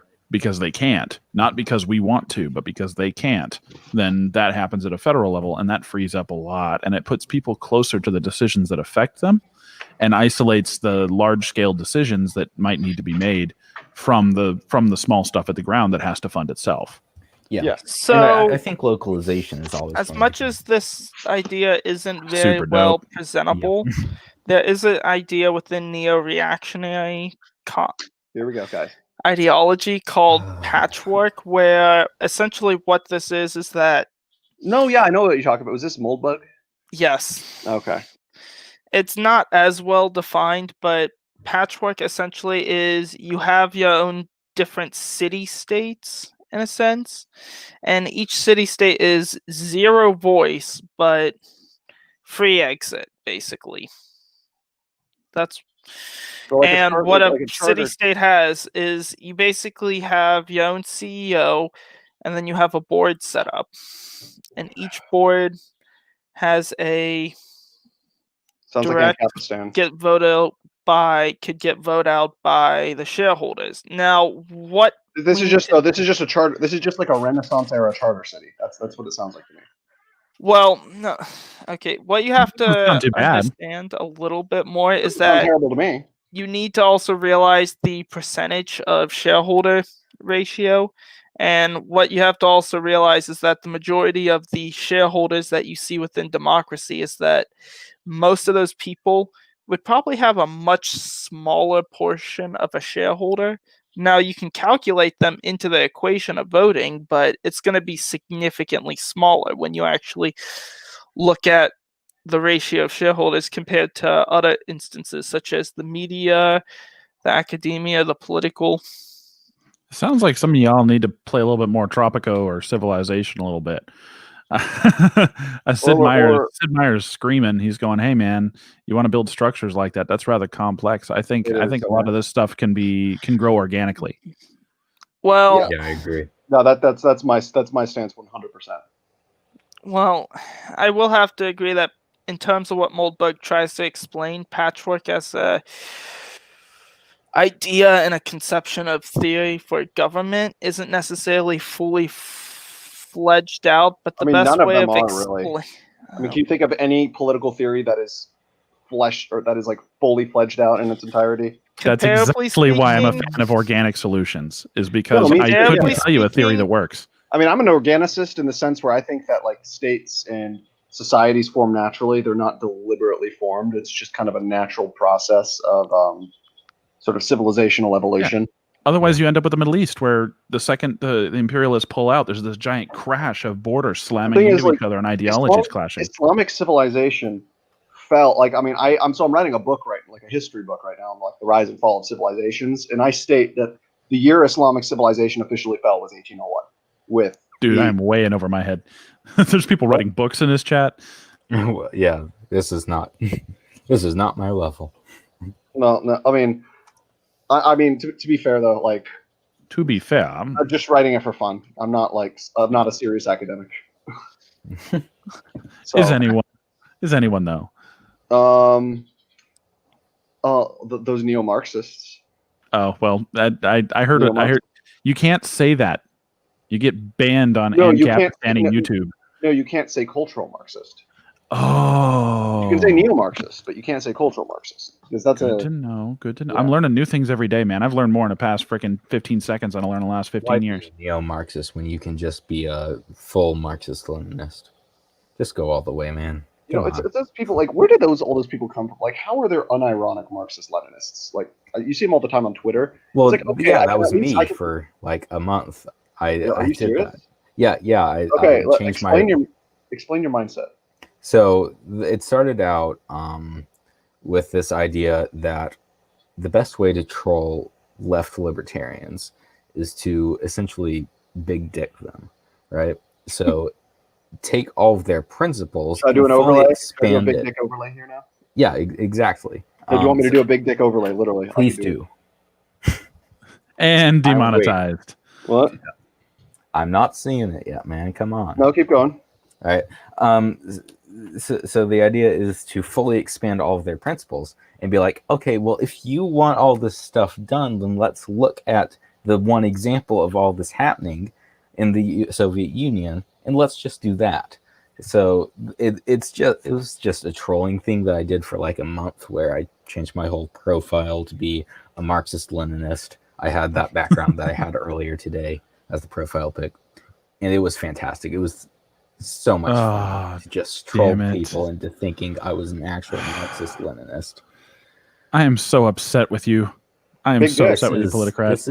It's a big dick. I don't know how to process this, for one thing.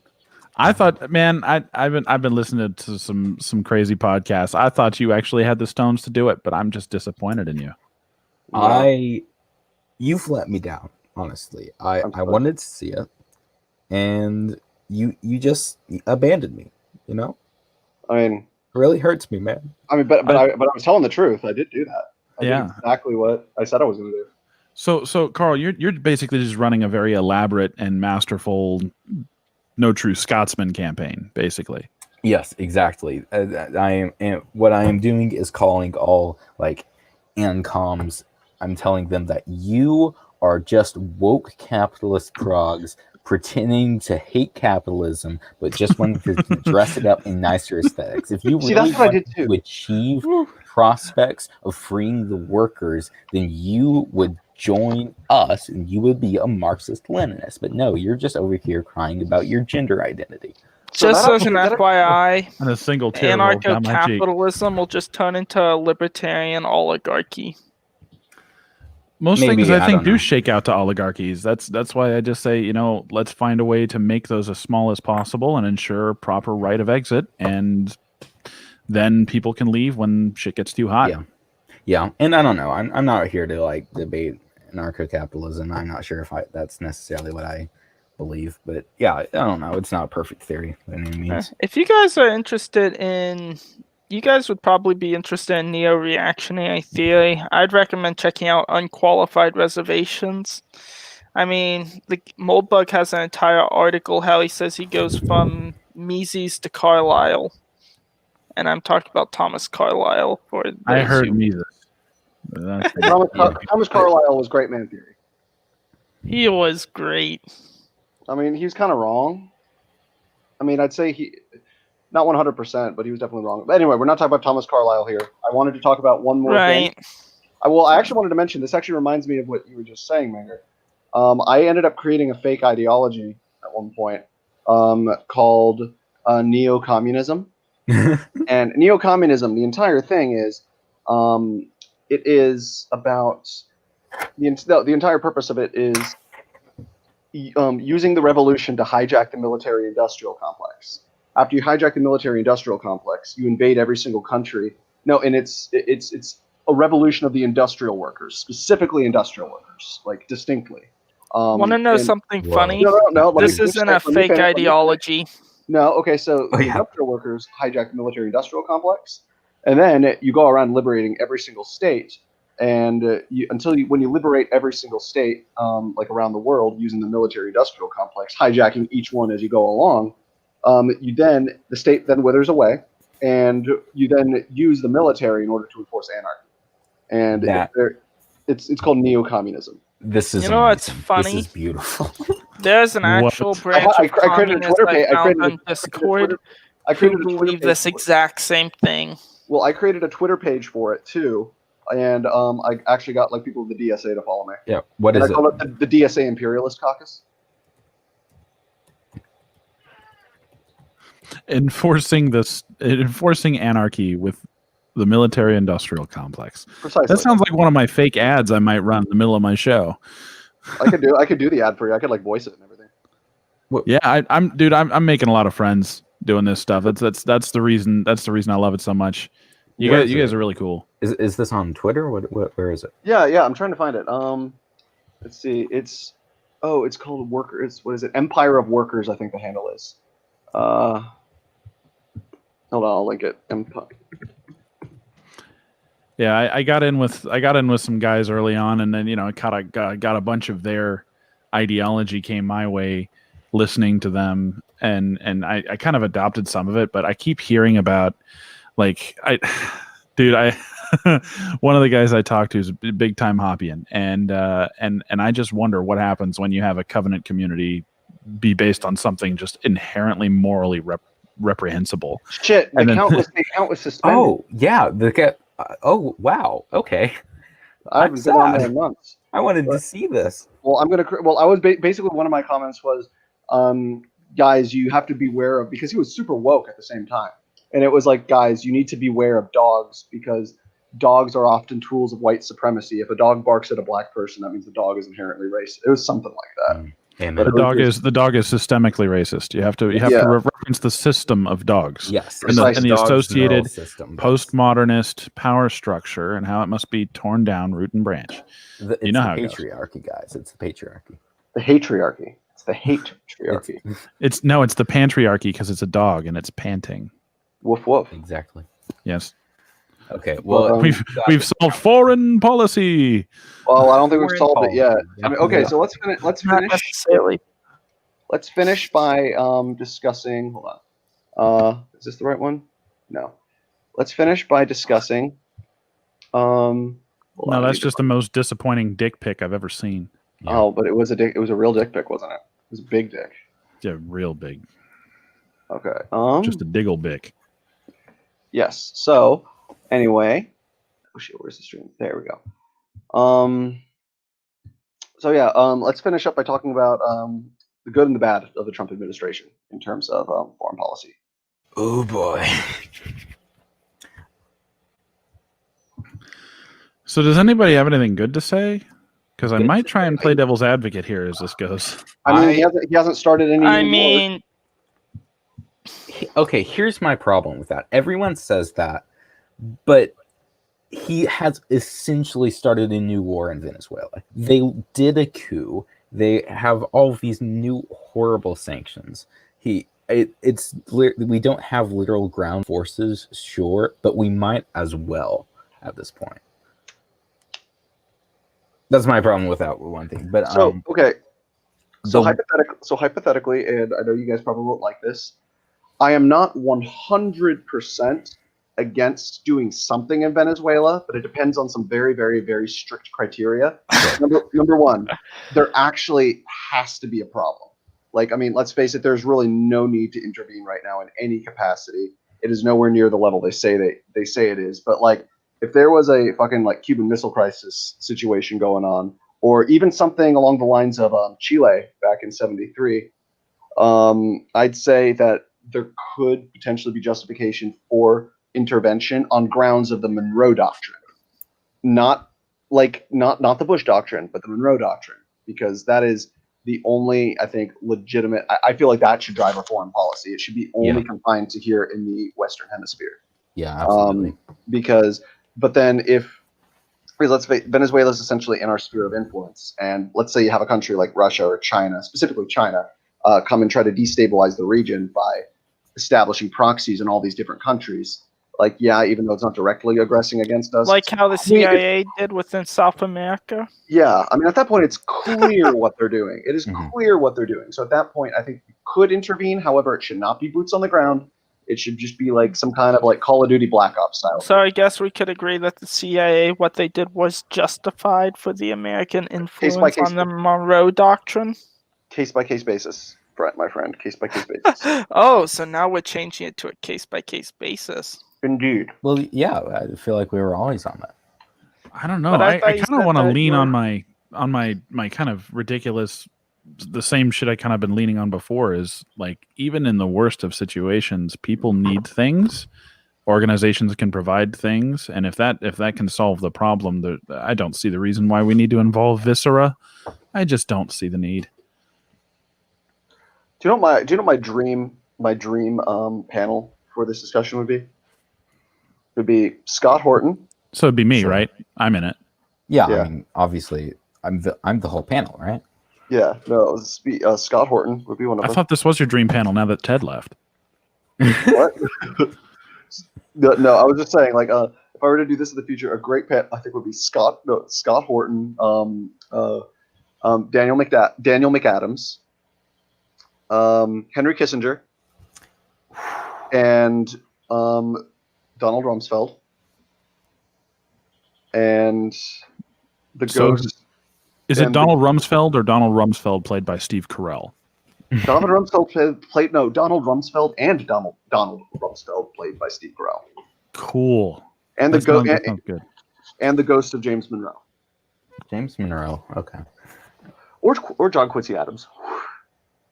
Yeah. But yeah, something's fucked up with American foreign policy when Henry fucking Kissinger was the best Secretary of State we've had in the past 50 years. Oh yeah, I hate that you're right about that, but you are. I am so because the thing is, he was like compared to like everyone else we've had since, like Donald Rumsfeld, he's a dove.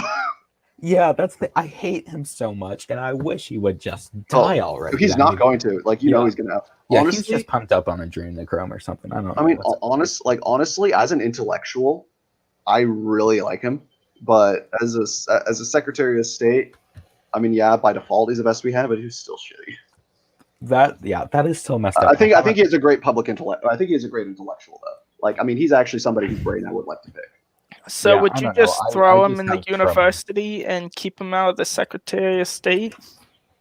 I would put him on like a National Security Council, but I would not make him Secretary of State. I would actually make probably Tulsi Gabbard Secretary of State if I had to in my dream cabinet. Really? I'd go with Gareth Huh. Porter. Pardon? I think I'd go with Gareth Porter. The man is Never heard of him. brilliant. You need to look him up. He writes for the American Conservative mostly. Okay, yeah, I like the American. He's on Scott Horton's show all the time. Is he like is he sort of like in the Pat Buchanan camp?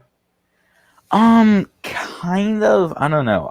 I don't know a whole lot about Pat Buchanan actually, but he kind of. Yeah. Okay. So yeah. But I so wish we had Pat Buchanan over George W. Bush. Oh. I mean, the thing is, I think the problem was he was a little too socially conservative for the average. I mean, because he's like really traditionalist. Well, I he's a think that- paleocon. Yeah. What do you Yeah. expect? Paleocon, is that like a conservative that eats only what cavemen could get? Yep.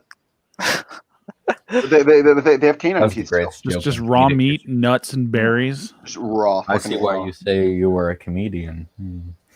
But yeah. I don't know. You don't know what I, a paleocon is? I said that kind of ironically. I'm It's kind of joke, just like a silly commentator, but yeah. Well, paleoconservative was a reaction to neoconservative.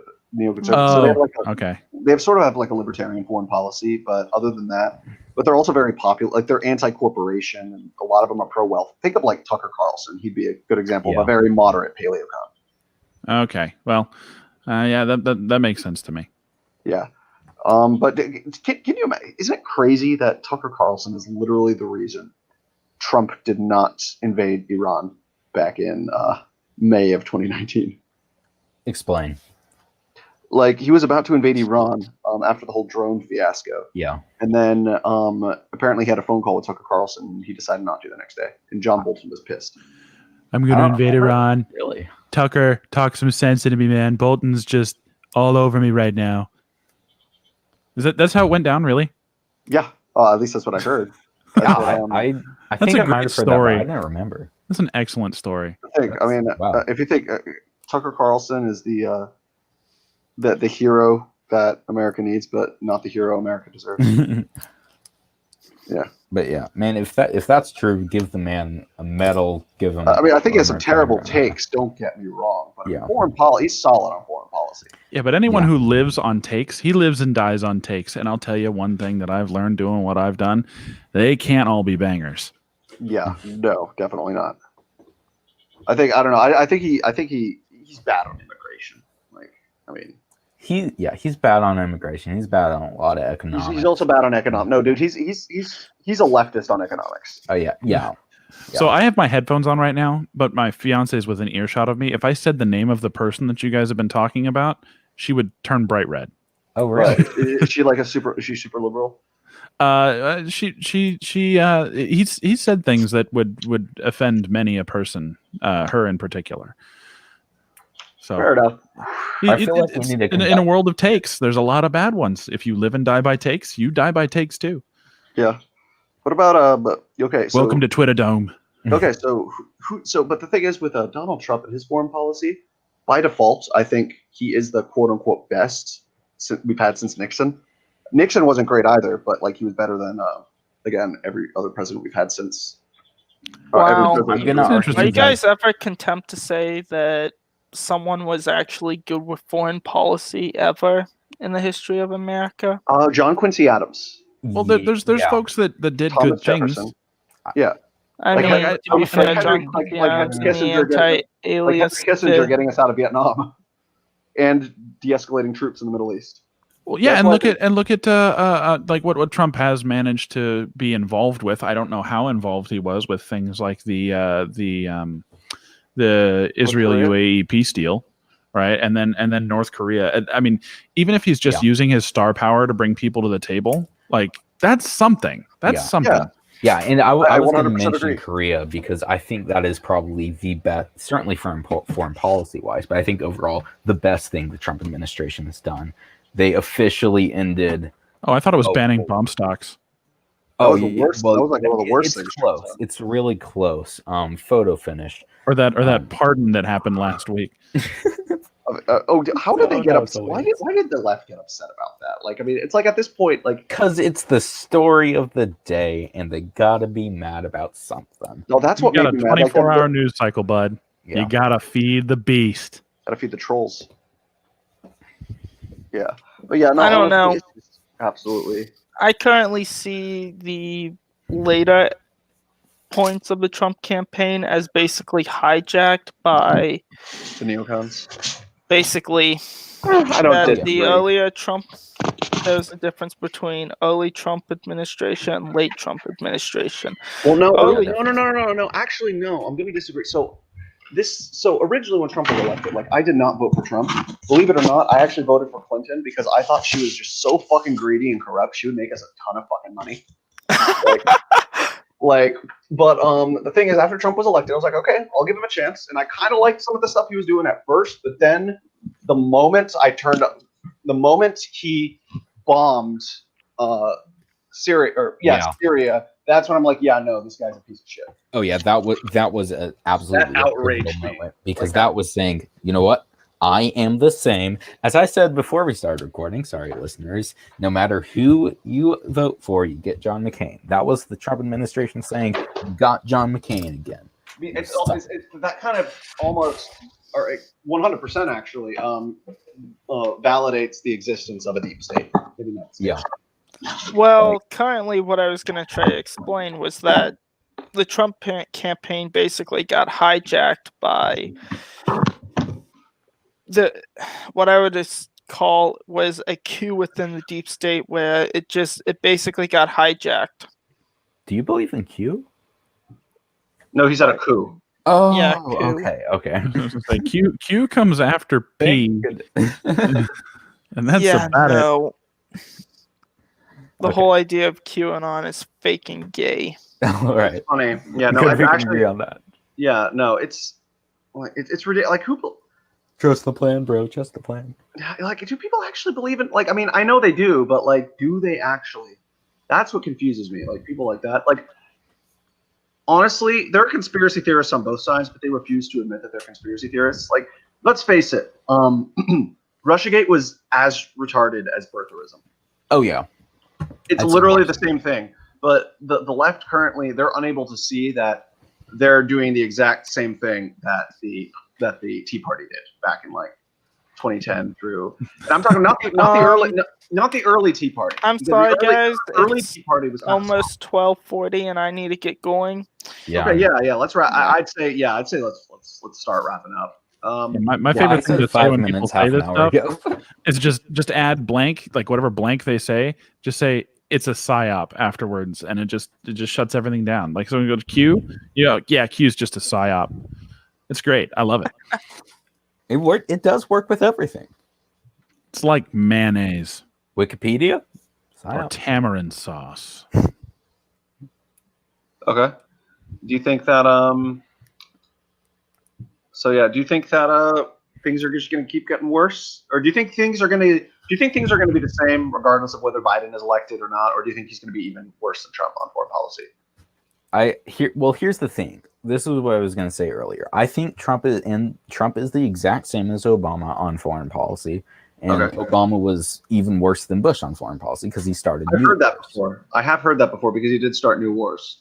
Yeah. Oh, right. Yeah. So if we go off the premise that Biden is just going to be Obama 2.0, which I feel like is fairly reasonable, then it's just going to be a total of 16 years, or maybe 20 years of that one establishment.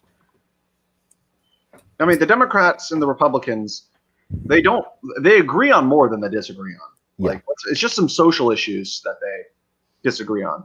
But like Pelosi and Turtleface, McConnell, Turtle.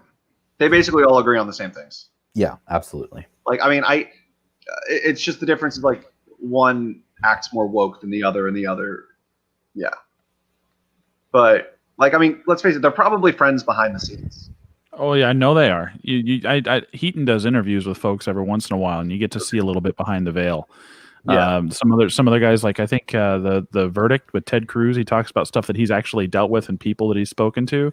You actually get to see a little bit of like the day-to-day operations. I'm not speaking for the validity or qualifications of said spokesman, but I can say it's really interesting to see behind the veil and see how much these guys are holding hands behind their back. I've come to see the bipartisan solution, or that's like a dirty word.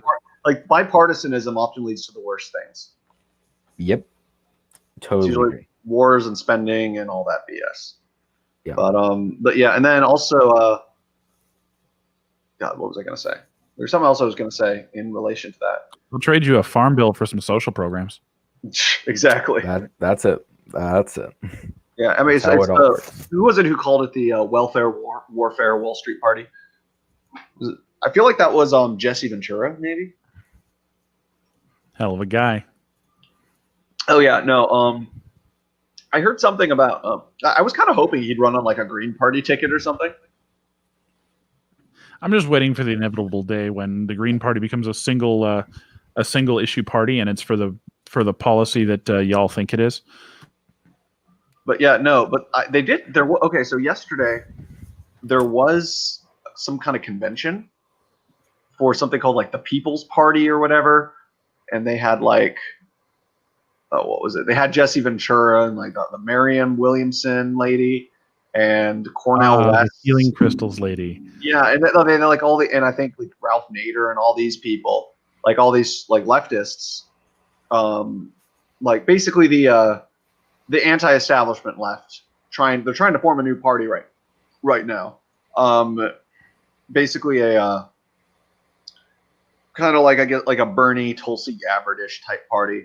Which, even though I don't agree with those people on a lot, I think in a lot of ways would be better as a left-wing alternative to the Democrats right now, because at least they align with us on a lot of it, specifically foreign policy and civil liberties and that sort of thing.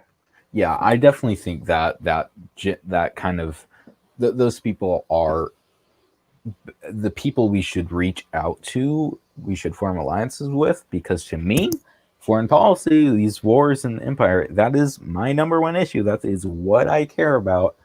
I don't give a fuck go around about going all milk bottom subsidies. unity on me, bud. Don't you go doing that now. We got to stand hard. Okay, I'm honestly I'm for resurrecting Rothbard's paleo strategy, but instead trying it with the left. Yeah, that is exactly what I want, because these people like Jimmy Dore and Glenn Greenwald and Tulsi they'd be great allies. They like, are allies.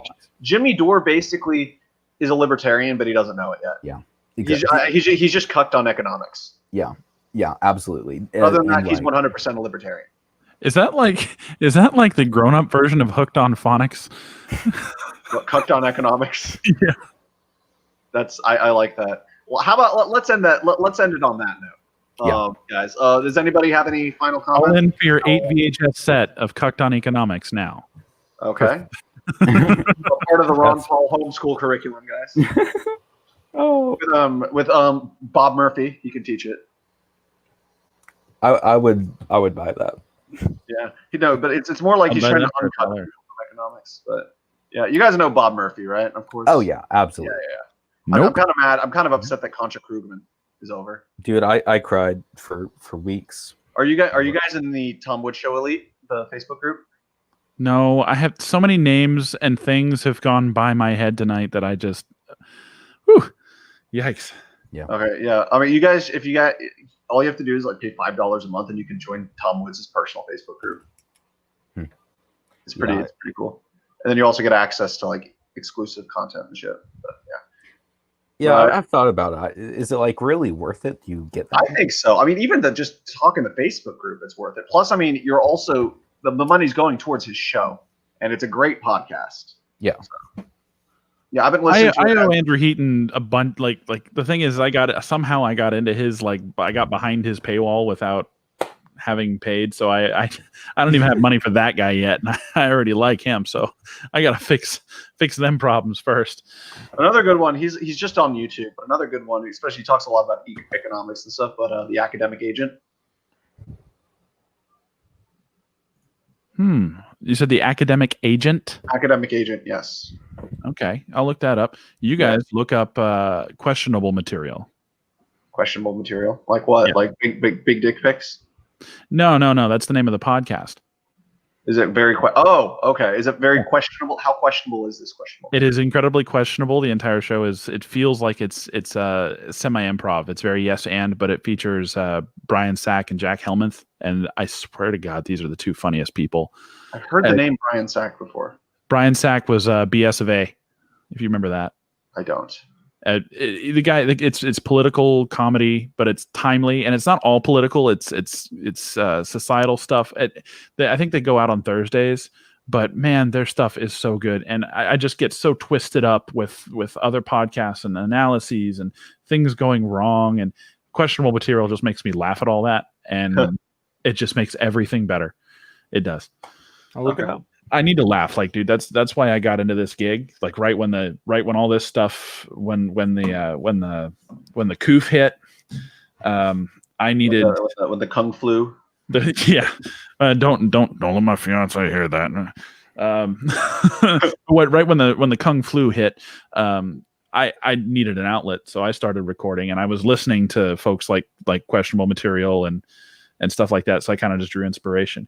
I suck at it, but those guys, the laughter you get out of that makes dealing with this so much easier. I mean, it has not been fun for anybody. My life hasn't really even changed all that much. My job hasn't changed much. I have to wear funny gear now, but that's about it.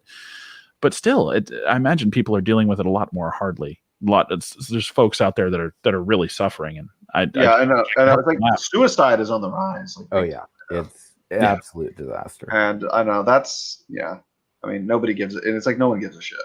That's what it feels like. Nobody. Yeah. That's basically why I started the show, was to laugh and give a shit. You know, that's good. We need to give a shit again. I'd be glad to come on sometime if you'd have me. Either of you guys ping me. You guys are sick. I'm happy to work with you guys whenever you want. I'm getting married in 2 weeks now, so we're about to go on hiatus.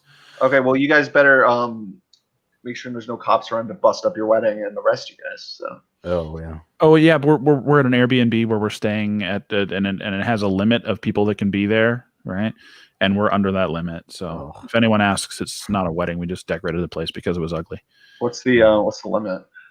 I think it's like Airbnb tops off at 18, but the place has a COI for 30. Okay. And we're sitting at 20. So you can have some people. Yeah, it works out. It's gonna be fun. Better than nothing. It's gonna be a little vacation out in the woods. Yeah, nice. Well, that's great, man. I'm glad to hear it. All right. So, does anybody have any closing thoughts specifically pertaining to the topic? Stop dropping bombs on Pakistani grandmas. Okay, and Boston. Damn, I can't follow that. Then I'll say if they do drop bombs on Pakistani grandmas, find a way to laugh at it. And war sucks. This is the Politicrat, and you have been watching / listening to / not having on in the background, not paying attention to the Political Pigpen. Good night, everybody.